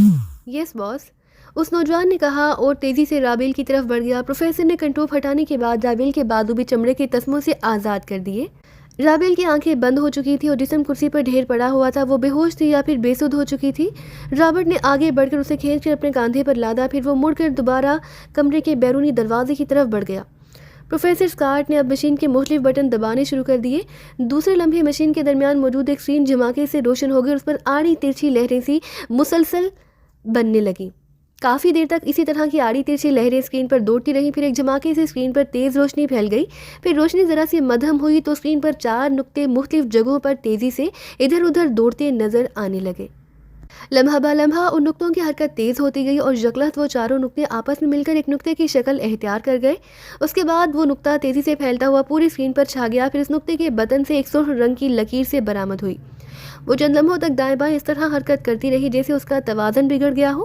پھر یکلخت اسکرین ایک جھماکے سے تاریک ہو گئی اور پروفیسر نے ہاتھ بڑھا کر مشین کے بٹن آف کرنے شروع کر دیے۔ کیا رزلٹ رہا پروفیسر؟ اس لمبے ترنگے سے غیر ملکی نے پروفیسر اسکاٹ سے مخاطب ہو کر کہا۔ صرف 10% کامیابی ہوئی ہے مسٹر ہومر۔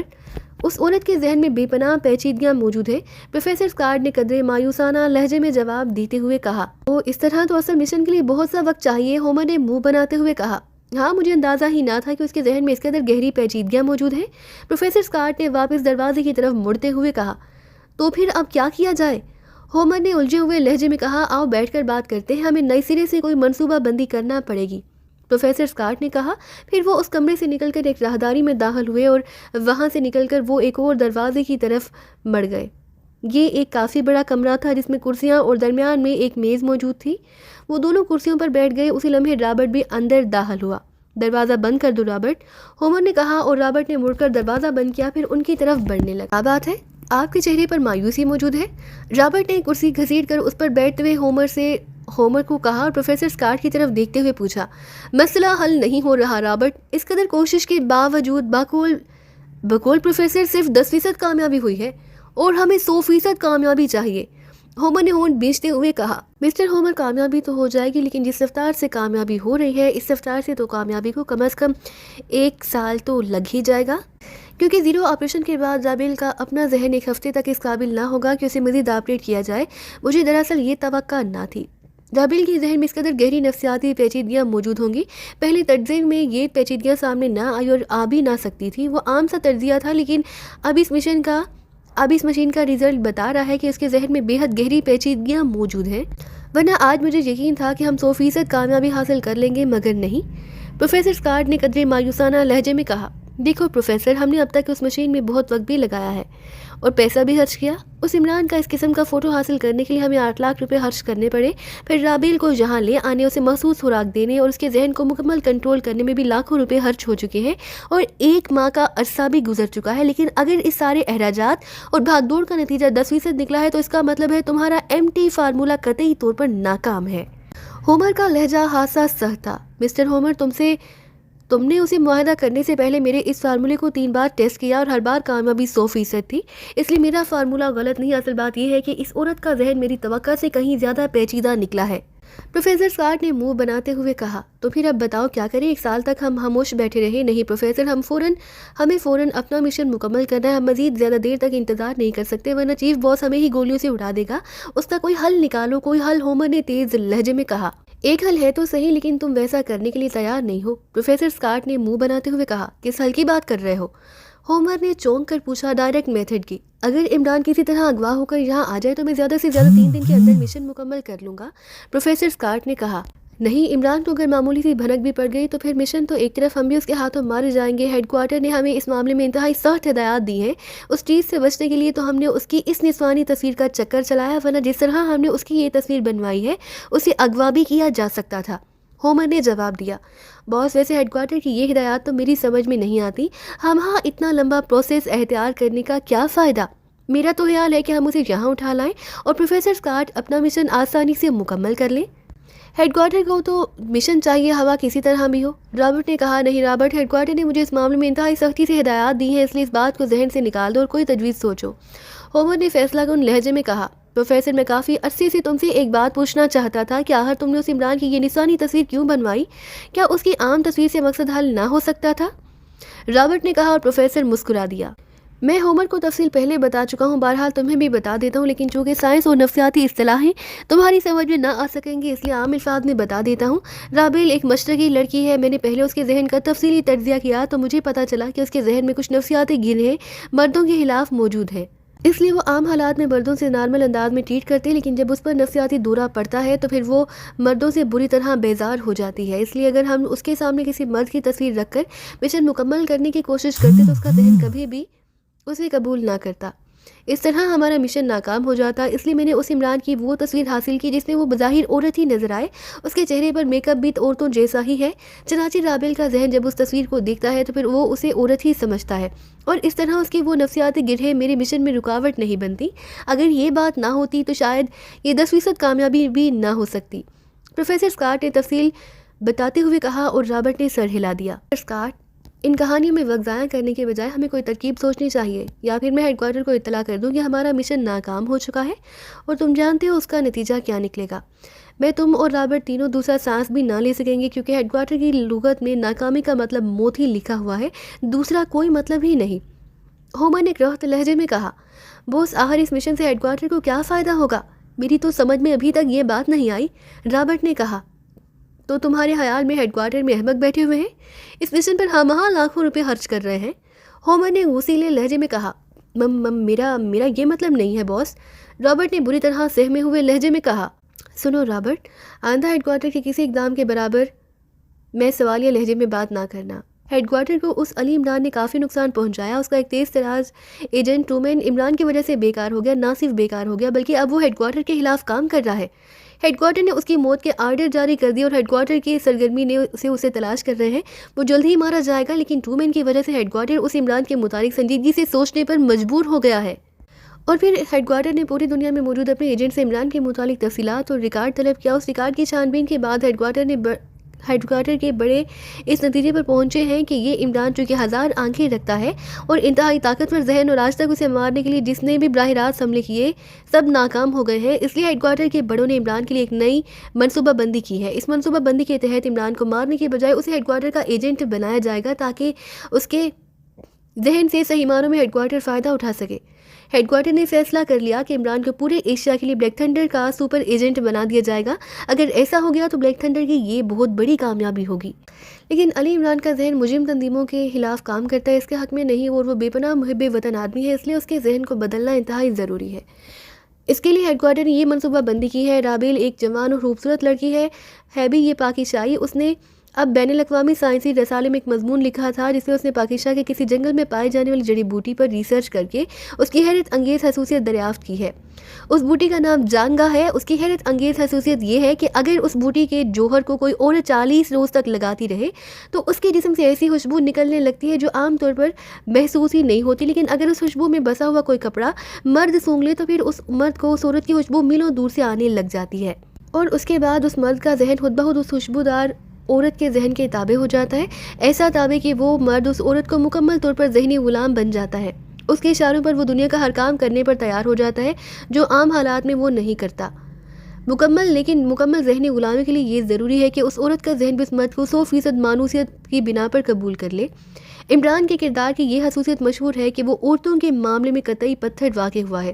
وہ زبانی طور پر تو جو کہتا رہے لیکن عورت کبھی اس کے ذہن اور اعصاب پر سوار نہیں ہو سکتی، اور چونکہ عمران انتہائی محب وطن آدمی ہے اس لیے ظاہر ہے اس کا ذہن کسی غیر ملکی لڑکی کی غلامی نفسیاتی طور پر قبول نہیں کرے گا، چاہے جانگا بوٹی ہی کیوں نہ استعمال کی جائے۔ کراچی ہیڈ کوارٹر نے اس مضمون کے ساتھ رابیل کی شائع شدہ فوٹو دے کر یہ پروگرام بنایا کہ عمران کو ذہنی غلام بنا کر رابیل کو استعمال کیا جائے۔ چنانچہ ہیڈ کوارٹر نے رابرٹ کے ذریعے اس کا ذہنی تجزیہ کرایا، جو کہ رابرٹ نے ایک مشین کے ذریعے رابیل کی ذاتی لیبارٹری میں حاصل کر کے مجھ تک پہنچایا۔ اس ذہنی تجزیے سے یہ بات سامنے آئی کہ رابیل کے ذہن میں مردوں کے خلاف نفسیاتی گرہیں موجود ہیں۔ یہ ایک بہت بڑی رکاوٹ تھی، اس لیے پروفیسر اسکاٹ کی مدد سے حاصل کی گئی۔ پروفیسر اسکاٹ کے ذمہ یہ مشن ہے کہ وہ رابیل کے ذہن کو عمران سے 100% مانوس ہونے کے لیے اپنا مشہور MT فارمولہ استعمال کرے۔ اس فارمولے کے تحت کسی بھی عورت کے ذہن سے نکلنے والی مخصوص ریز کو جب کسی بھی مرد کے تصور یا براہ راست مرد پر مرکوز کر دیا جائے تو پھر وہ عورت اس مرد سے اس طرح مانوس ہو جاتی ہے جیسے کوئی سدھایا ہوا جانور اپنے مالک سے مانوس ہوتا ہے۔ ہیڈ کوارٹر چونکہ عمران کو اس مشن کی بھنک نہ ڈالنے دینا چاہتا تھا، اس لیے یہ طے ہوا کہ عمران کی تصویر پر پروفیسر اپنا عمل مکمل کرے۔ اس کی تکمیل کے لیے مجھے اور پروفیسر کو یہاں خاص طور پر بھیجا گیا۔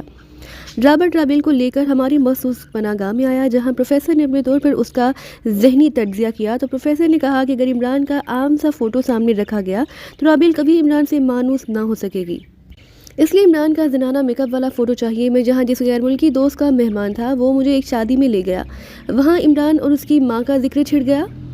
ذکر کرنے والا ایک مقامی کالج کا پرنسپل تھا، اس نے کسی طاہر کا ذکر کیا جو عمران سے بے حد کلوز تھا۔ میں اس طاہر کو ٹٹولنے کے لیے اس سے ملا تو میں نے دیکھا کہ وہ بالکل میرے ہی قد و قامت اور جسامت کا تھا۔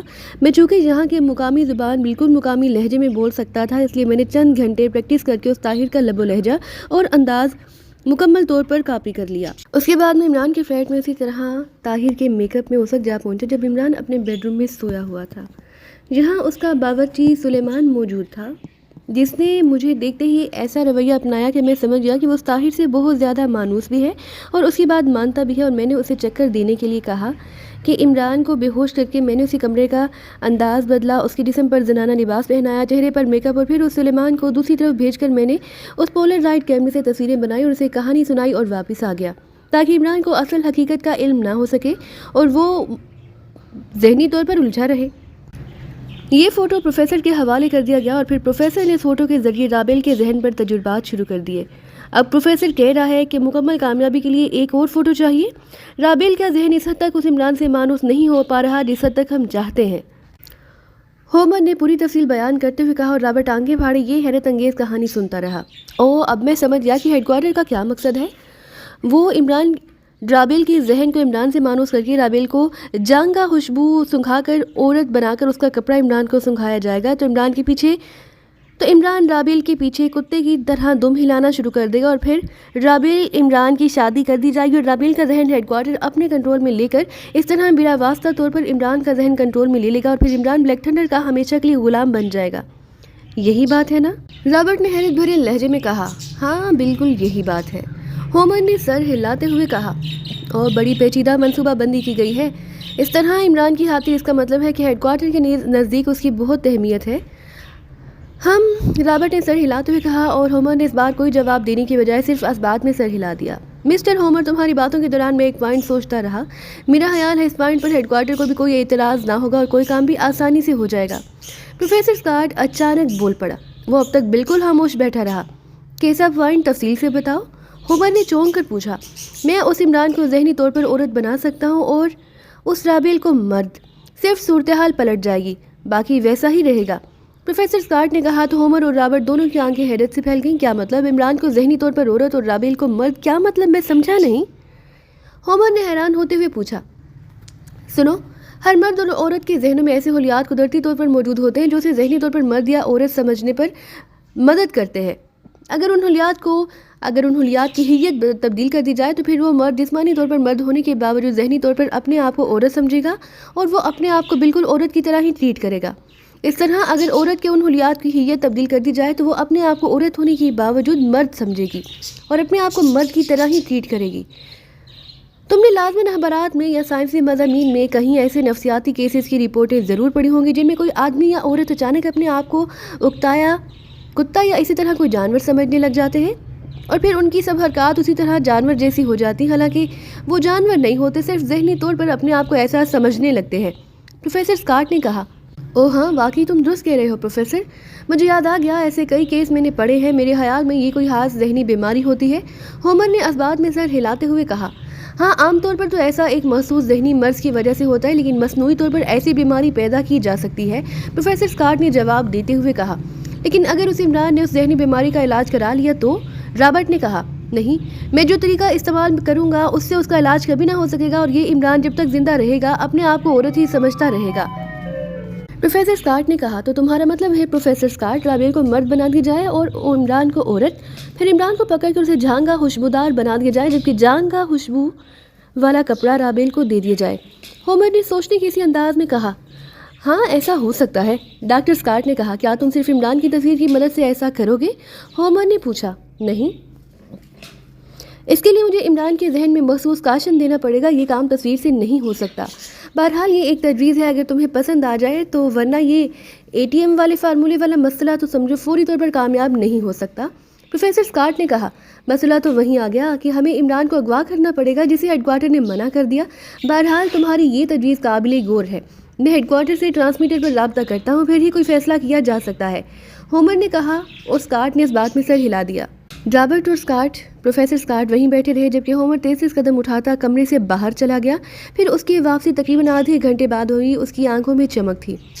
हेडक्वार्टर ने इस नए प्लान की मंजूरी दे दी है, होमर ने मुस्कुराते हुए कहा। अच्छा, गुड शो। प्रोफेसर स्कॉट के चेहरे पर भी मुसरत के आसार नमूदार हो गए क्योंकि उसे मालूम था कि नाकामी की सूरत में उसकी मौत यकीनी थी और बहरहाल उसका पहला फार्मूला नाकाम हो चुका था। नए प्लान की मंजूरी का मतलब था कि पिछली नाकामी पर अब उसे सजा न दी जा सकेगी। हेडक्वार्टर को जब मैंने तुम्हारी इस तजुर्बे की तफसीली रिपोर्ट दी तो पहले तो हेडक्वार्टर ने उसे नाकामी से गर्दाना, लेकिन फिर जब मैंने तुम्हारी बताई हुई नफ्सियाती रुकावटों की तफसील बताई तो उन्होंने अपना ख्याल इसलिए बदल दिया कि बहरहाल ऐसा मुमकिन हो सकता है। उसके बाद मैंने जब तुम्हारा प्लान उन्हें बताया तो वो उस प्लान पर रजामंद हो गए। लेकिन अब ये राबेल वाला किस्सा ड्रॉप कर दिया गया है। अब मामला बराह रास्त हो गया कि हम इमरान को अगवा करें और प्रोफेसर स्कॉट उसका जहन तब्दील कर दें। उसके बाद हमारा मिशन ख़त्म, क्योंकि इमरान इस कदर ख़तरनाक नहीं रहेगा जिस कदर वो मर्द इमरान होने की वजह से है। उसकी सारी तेज़ तरारी, सोचने का अंदाज, सब कुछ बदल जाएगा। चनाचे एक लिहाज से वो मुकम्मल तौर पर बेकार होकर रह जाएगा। फिर वो ब्लैक थंडर के लिए भी किसी काम का ना रहेगा और न ही पाकिस्तान सीक्रेट सर्विस के लिए, बल्कि उसकी अहमियत ही सिरे से ज़ीरो हो जाएगी। इस तरह हेडक्वार्टर के मुताबिक इमरान ब्लैक थंडर का एजेंट तो ना बन सकेगा, लेकिन बहरहाल ब्लैक थंडर के नज़दीक यही बहुत बड़ी कामयाबी होगी कि एक बहुत बड़ा खतरा हमेशा के लिए ख़त्म हो जाएगा। होमर ने कहा। अगर ये बात है बॉस, तो फिर क्यों ना उसका जहन बदलने की बजाय उसे ख़त्म कर दिया जाए। जाहिर है जब हम उसे अगवा करेंगे तो वो बेबस हो जाएगा, फिर इस ऑपरेशन करने का क्या फ़ायदा। रॉबर्ट ने मुंह बनाते हुए कहा। वो वाकई एक जज्बाती नौजवान थे, इसलिए जज्बाती अंदाज में ही सोचता था। तुम्हारी बात अपनी जगह पर दुरुस्त है। वाकई इमरान को बेबस कर लेने के बाद उसका ऑपरेशन करके उसे छोड़ देने का कोई फ़ायदा नहीं।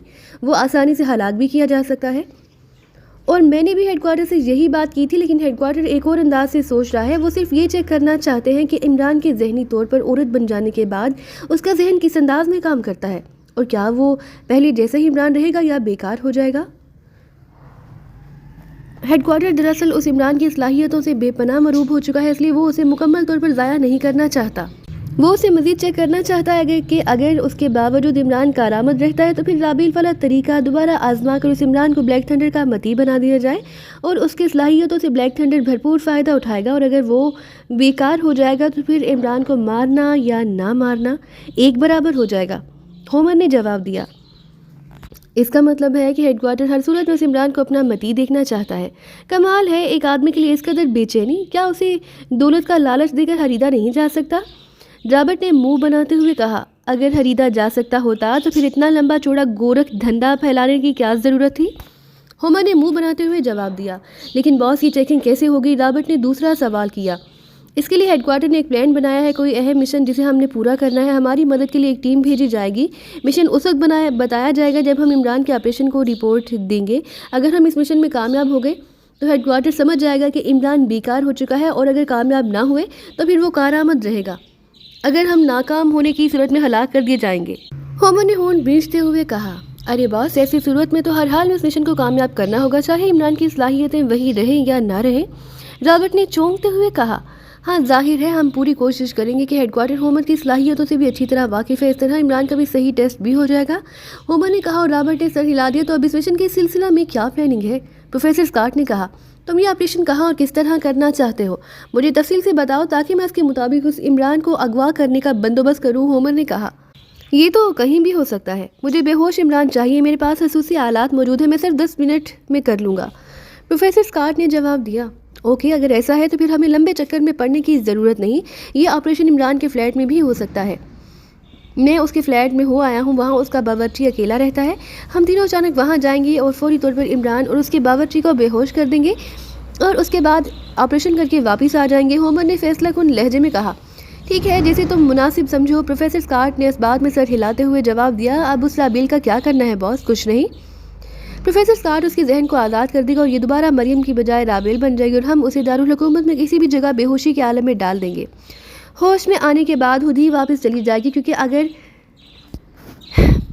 इसके बाद में इमरान हेडक्वार्टर के लिए करामत साबित हुआ तो दोबारा राबेल को इस्तेमाल किया जाता है। लेकिन प्रोफेसर स्कॉट उसके जहन से हमारे साथ गुजरे हुए तमाम वाक़यात साफ़ कर देगा कि राबेल उन वाक़यात के बारे में किसी किस्म की कोई निशानदही ना कर सके। होमर ने कहा, ठीक है, मैं ऐसा कर दूंगा, वो सब कुछ भूल जाएगी। प्रोफेसर स्कॉट ने कहा और होमर ने इत्मीनान भरे लहजे में सर हिला दिया। लेकिन बॉस, मैं तो इस तरह उसकी कोठी में रहा हूँ, उसकी माँ, उसका बाप, उसके सारे मुलाजिमीन मुझे अच्छी तरह पहचानते हैं। रॉबर्ट ने कहा, कोई फ़र्क नहीं पड़ता रॉबर्ट, हम अपना मेकअप तब्दील ख़त्म करके अपनी असल शक्लों में जाएंगे, क्योंकि अब इमरान के जहन बदलने के बाद हमने हेडक्वार्टर को कोई ख़ास मिशन भी मुकम्मल करना है। इस मिशन के लिए हमें मुस्तकिल तौर पर दारुल हुकूमत में रहना होगा और हमारे कागजात पर हमारी असली शक्लें हैं। इस तरह हमें मुकम्मल तहफ़्फ़ुज़ हासिल रहेगा। होमर ने जवाब दिया और रॉबर्ट ने सर हिला दिया। फिर मेरे ख्याल में यहाँ से कूच किया जाए।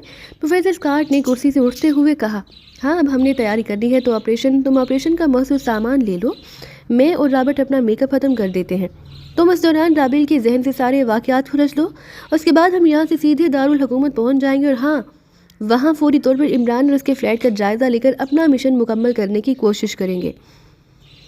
होमर ने तफसीली हिदायत देते हुए कहा, बॉस, मेरा ख्याल है मैं राबेल को लेकर अलहदा दारुल हुकूमत जाऊँ और आप दोनों अलहदा जाएँ, क्योंकि हो सकता है राबेल की गुमशुदगी की इत्तला पुलिस को दे दी गई हो। इस तरह कम से कम आप दोनों तो सामने ना आएंगे।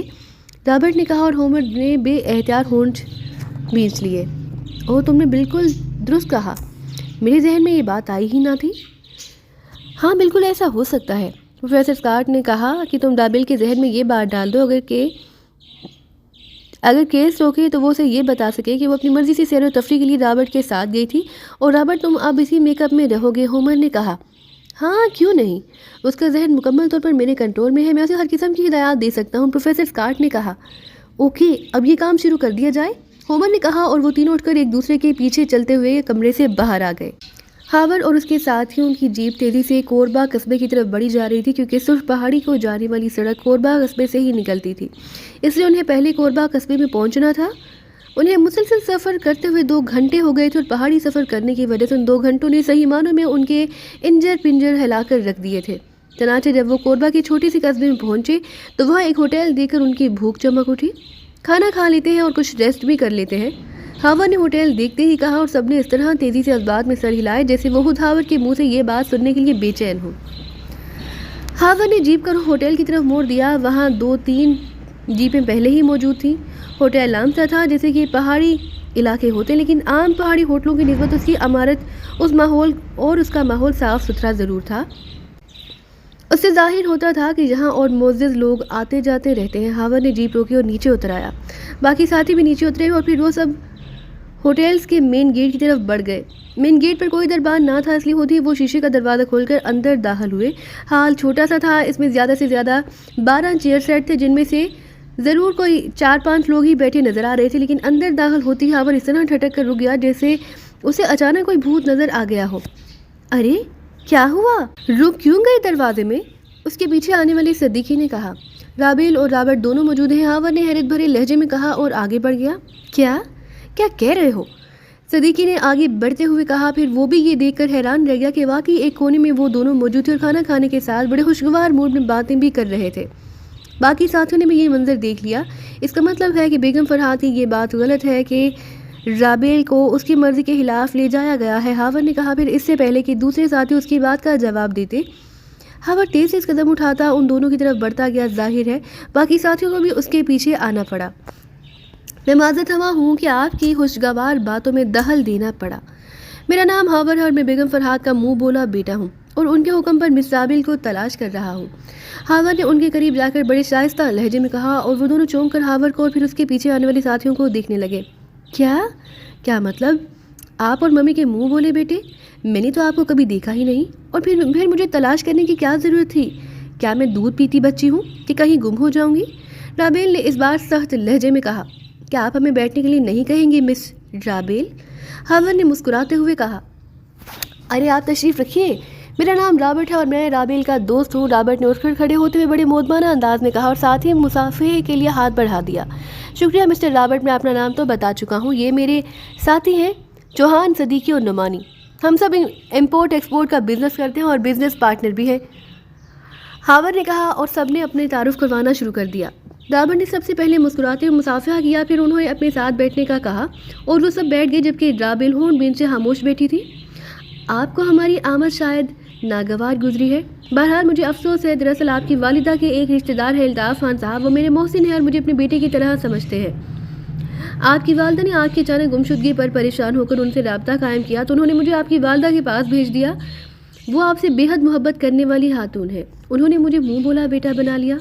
वो आपकी गुमशुदगी की वजह से बेहद परेशान थी। उन्हें आपको तलाश कराने की भी कोशिश की और उन्हें सिर्फ यही इत्तला मिली कि आपको डोमाटी पहाड़ी में एक जीप में मौजूद देखा है, जिनमें मिस्टर रॉबर्ट के साथ 2 और गैर मुल्की साहिबान भी थे। मैंने उनकी परेशानी देखते हुए उनसे वादा किया कि मैं आपको तलाश करूंगा। चनाचे हम दोस्त अपनी कारोबारी मसरूफियात तर्क करके सिर्फ आपकी वालिदा की परेशानी के मद्देनज़र यहाँ पहाड़ियों पर आए थे। पहले हमने दोशाली कस्बे में आपको तलाश किया और अब यहाँ पहुँचे। खुदा का शुक्र है कि आप बाहर और आफियत जहाँ मौजूद है। बहरहाल हमारा काम ख़त्म हो गया। हम अब सिर्फ आपकी वालिदा को आपके मिल जाने की इत्तला देकर यहाँ से रुखसत हो जाएंगे, हावर ने बड़े महजब लहजे में बात करते हुए कहा। ओह मम्मी की वजह से आपको परेशानी हुई, मैं आपकी बेहद मशकूर हूँ। मम्मी तो बहुत जल्द घबरा जाती है। मैं तो रॉबर्ट के साथ इन पहाड़ियों में मिलने वाली जड़ी बूटियों के तज्ज़िये के लिए आई थी और ये बात है कि प्रोग्राम अचानक बन गया और मैं इत्तला ना दी इसकी। बहरहाल आपकी तकलीफ़ पर माज़रत हवा हूँ, रॉबेल ने मुस्कुराते हुए माज़रत भरे लहजे में कहा। बहुत शुक्रिया, अब हमें इजाज़त, हावर ने उठने की कोशिश करते हुए कहा। अरे नहीं, अब मैं इतना भी बदअखलाक नहीं मिस्टर हावर, आप तशरीफ़ रखें, मैं आपके लिए खाने के लिए मंगवाती हूँ। यहाँ के खाने बेहद लजीज हैं। थोड़ी देर बाद पहले रॉबर्ट भी उन खानों की बड़ी तारीफ़ कर रहे थे। रॉबेल ने मुस्कुराते हुए कहा। शुक्रिया, अब आपका मज़ीद क्या प्रोग्राम है? हावर ने कहा। हम दोनों वापस जा रहे हैं दारुल हुकूमत, बाहर हमारी जीप मौजूद है। इस बार रॉबर्ट ने जवाब देने में बेरा आया तो रॉबेल ने हावर और उसके साथियों के लिए भी आर्डर कर दिया। मिस रॉबेल, आपके भाई आपको तलाश करने आ गए हैं। अगर आप मुनासिब समझें तो इनके साथ दारुल हुकूमत चली जाएं। मैं अभी कुछ रोज़ यहाँ मज़ीद रुकना चाहता हूँ। मैं बाद में आपके साथ मुलाकात के लिए कोठी पर हाजिर हो जाऊँगा। रॉबर्ट ने कहा। लेकिन क्यों, यहाँ क्यों रुकना चाहते हो? पहले तो तुमने ऐसा कोई इरादा जाहिर न किया था, रॉबेल ने चौंक कर कहा। उस वक्त मकसद सिर्फ तुम्हें दारुल हुकूमत तक पहुंचाना था क्योंकि तुमने वापसी की ख्वाहिश जाहिर की थी। रॉबर्ट ने कहा। ठीक है, हमें कोई एतराज़ नहीं, हम इस रॉबेल को साथ ले जा सकते हैं, हावर ने कहा। ओके रॉबर्ट, मैं हावर और उसके साथियों के साथ चली जाऊंगी, लेकिन तुम वादा करो कि जल्द अज जल्द मुझे मिलोगे। मैं तुम्हारी बोटी पर नए तजुर्बात करना चाहती हूँ, रॉबेल ने कहा। और रॉबर्ट ने सर हिला दिया। इसी दौरान खाना हावर और उसके साथियों के सामने रखा जा चुका था, इसलिए वो सब सर झुकाकर खाने में मसरूफ़ हो गए। खाने के बाद चाय का दौर चला और फिर वो सब उठ खड़े हुए। रॉबेल ने जिद करके सबके खाने का बिल अदा किया और सब होटल से बाहर आ गए। हावर, तुम रॉबेल को साथ लेकर दारुल हुकूमत चले जाओ, हम तो अभी यहाँ रुकेंगे। ये इलाका बेहद खूबसूरत है। अचानक चौहान ने हावर से मुखातिब होकर कहा और हावर हैरत से चौहान को देखने लगा। चौहान ने मखसूस अंदाज में पलकें झपकाते हुए उसे आई कोर्ट में पैगाम दिया कि वो मान जाए। ओके ठीक है, फिर मैं जीप ले जाता हूँ, आप लोग वापसी पर किराए की जीप ले लें। हावर ने सर हिलाते हुए कहा। मिस्टर रॉबर्ट, आप यहाँ रुकेंगे या कहीं और जाएंगे? चौहान ने रॉबर्ट से मुस्कुराते हुए कहा, मैं तो सुर्ख पहाड़ी के रेस्ट हाउस में जाऊँगा, वहाँ इर्द गिर्द का इलाका नई नई जड़ी बूटियों से भरा पड़ा है। रॉबर्ट ने मुस्कुराते हुए कहा। ओके, फिर हम उसी होटल में कमरे ले लेते हैं, चौहान ने कहा। राबेल इस दौरान खामोश खड़ी रही जबकि हावर ने अपने साथियों से और रॉबर्ट से मुसाफिहा किया और फिर राबेल को साथ लेकर वो जीप में सवार हो गया। और जब उसकी जीप वापस रवाना हो गई तो रॉबर्ट उनसे मुखातिब हुआ। अब मुझे इजाज़त दीजिए, रॉबर्ट ने मुस्कुराते हुए चौहान और उसके साथियों से मुखातिब होकर कहा। इतनी भी क्या जल्दी है मिस्टर रॉबर्ट, आइए हमारे साथ, चाय का एक दौर और हो जाए, आप बड़ी दिलकश शख्सियत के मालिक हैं, कुछ देर बातें करेंगे। चौहान ने मुस्कुराते हुए कहा। अच्छा आइए, अब मैं आप जैसे दोस्तों को तो नाराज़ नहीं कर सकता, रॉबर्ट ने हंसते हुए कहा। और वो सब होटल में जाकर बैठ गए। चौहान ने चाय का आर्डर दे दिया। मिस्टर रॉबर्ट, आप और राबेल इतने सारे दिन वहीं पहाड़ी के रेस्ट हाउस में रहे? चौहान ने कहा। हाँ, हम वहाँ जड़ी बूटियाँ तलाश करते रहते हैं, रॉबर्ट ने एक लम्हे चौंक कर जवाब दिया। आपके वो दूसरे दो साथी अभी तक वहीं होंगे? चौहान ने दूसरा सवाल किया। अरे नहीं, वो हमारे साथ नहीं, दारुल हुकूमत आते हुए उन्होंने हमसे लिफ्ट मांगी, चनाचे हमने उन्हें साथ ले लिया। वो दोशाली कस्बे में उतर गए और हम आगे बढ़ गए, रॉबर्ट ने कहा। उसी लम्हे बैरी ने चाय के बर्तन लगा दिए और वो सब चाय पीने में मसरूफ़ हो गए। क्या आप हमें इस सुर्ख पहाड़ी की सैर ना कराएंगे? हम सैर व तफरी के लिए ही तो रुके हैं, चौहान ने चाय पीते हुए कहा। अरे नहीं सॉरी, इस तरह मैं डिस्टर्ब हूँगा। आपको मालूम है कि साइंसी तजुर्बात की डिस्टर्बेंस कितनी तकलीफदेह साबित होती है, रॉबर्ट ने स्पार्ट लहजे में जवाब देते हुए कहा। ओ हाँ ठीक है, अच्छा आप ऐसा करें कि रास्ते में किसी अच्छे तफरीही स्पॉट पर हमें उतार दें, हम वहाँ घूम फिर कर पैदल वापस आ जाएंगे। चौहान ने मुस्कुराते हुए कहा और रॉबर्ट ने सर हिला दिया। ठीक है, इसमें क्या हर्ज है, यहाँ से 2 किलोमीटर के फासले पर एक खूबसूरत तफरीही स्पॉट मौजूद है, वहाँ खूबसूरत आबशार है, मैं आपको वहाँ उतार दूंगा, रॉबर्ट ने मुस्कुराते हुए कहा। और चौहान ने उसका शुक्रिया अदा किया और फिर चाय पीने के बाद वो होटल से बाहर आ गए। चंद लम्हों बाद वो रॉबर्ट की जीप में बैठी आगे बढ़े जा रहे थे। चौहान फ्रंट सीट पर रॉबर्ट के साथ बैठा था जबकि सिद्दीकी और नुमानी उगबी सीटों पर थे और वो अब तक बिल्कुल खामोश रहे। जीप की ड्राइविंग सीट रॉबर्ट के पास थी। वाह क्या खूबसूरत मंजर है। मिस्टर रॉबर्ट, हमें आप यहीं उतार दे। अचानक चौहान ने एक तरफ इशारा करते हुए कहा। ठीक है, आज जैसे आपकी मर्जी, रॉबर्ट ने कहा और जीप को एक साइड पर करके रोक दी। उसका अंदाज बता रहा था कि वो भी जल्द से जल्द उनसे पीछा छुड़ाना चाहता था, लेकिन क्या किया जाए जबकि वो डोमाटी पहाड़ियों में आए और राबेल कह रही थी कि जल्द ही वो इत्तला ना दे सकी और बकौल रॉबर्ट वो सुर्ख पहाड़ी के दामन में मौजूद उस रेस्ट हाउस में रहे। और आखिरी बात ये भी बता दूं कि सुर्ख पहाड़ी और उसका इर्द गिर्द का इलाका मेरा भी अच्छी तरह देखा भाला है।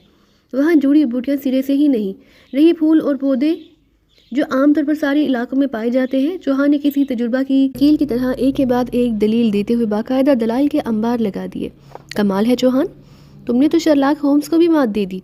वेरी गुड, आज सही मानों में मुझे मालूम हुआ कि तुम वाकई इमरान से कम नहीं हो, बस तुम अपनी सलाहियतों का इजहार नहीं करते, नुमानी ने हंसते हुए कहा। और चौहान खिलखिलाकर हंस पड़ा। इमरान की बात मत करो, वो वाकई सुपर माइंड आदमी है, मेरे और उसके जहन का तो कोई मुकाबला ही नहीं। ये तो सूरज को चिराग दिखाने वाली बात है, चौहान ने कहा और सब खिलखिलाकर हंस पड़े। अब तुम्हारा क्या प्रोग्राम है मिस्टर शर्लॉक होम्स? नाराज ना होना, तुम्हारा ये हताब तंजिया नहीं बल्कि तारीफ ही है, नुमानी ने कहा और जीप एक बार फिर कहकहों से गूंज उठी। मेरा ख्याल है हमें वही रेस्ट हाउस में जाना चाहिए जहां तक मेरा जहन काम करता है। राबेल को किसी खास मकसद के लिए अगवा किया गया था और इस खास मकसद के पूरा हो जाने के बाद उसे फारिग करके वापस दारुल हुकूमत भिजवाया जा रहा है। कि हम रास्ते में मिल गए? रॉबर्ट ने जिस अंदाज में फौरी तौर पर राबेल से पीछा छुड़ाने में जल्दी की है उससे यही जाहिर होता है कि उसके नज़दीक अब राबेल का कोई मुसर्रिफ बाकी नहीं रहा, चौहान ने कहा। लेकिन अगर रॉबर्ट या उसके साथी कोई जुर्म कर रहे थे तो उन्हें राबेल को वापस भेजने की बजाय कत्ल कर देना चाहिए था, सिद्दीकी ने कहा। मेरा ख्याल है कि उन्होंने कत्ल करने की निस्बत इस बात का फैसला किया कि राबेल के जहन को ट्रांस में लाकर साफ कर दिया जाए, हो सकता है कि वो उनके लिए बाद में करामत हो सकती हो। बहरहाल अब ये तफसीलात तो रॉबर्ट या उसके साथी बता सकते हैं, चौहान ने कहा। ओह हाँ, इसका मतलब है कि हम रॉबर्ट के साथी अभी तक उस रेस्ट हाउस में मौजूद होंगे, फिर तो हमें एहतियात से वहाँ जाना चाहिए। हम आखिर उन्हीं की जीप में सफ़र कर रहे हैं, नुमानी ने कहा।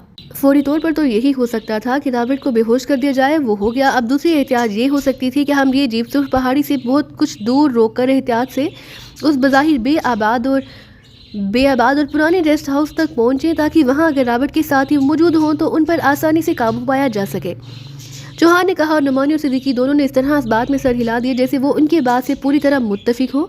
बस इसका ख्याल रखना उसे होश ना आ जाए। चौहान ने दोनों सीटों के दरमियान बेहोश पड़े हुए रॉबर्ट की तरफ इशारा करते हुए कहा, फिक्र ना करो, अब ये सिर्फ हमारी मर्जी से ही होश में आएगा, सिद्दीकी ने कहा और चौहान ने मुतमईन अंदाज में सर हिला दिया। जी तो दोस्तों, ये थी हमारी आज की कहानी। उम्मीद करते हैं कि आपको कहानी बेहद पसंद आ रही होगी। तो जाने से पहले वीडियो को लाइक और शेयर करना मत भूलिए और कमेंट करके अपनी कीमती राय से आगाज़ ज़रूर कीजिए। अब हमारी मुलाकात होगी इस कहानी के नए हिस्से में, तब तक के लिए हमें दीजिए इजाज़त। अल्लाह हाफ़िज़।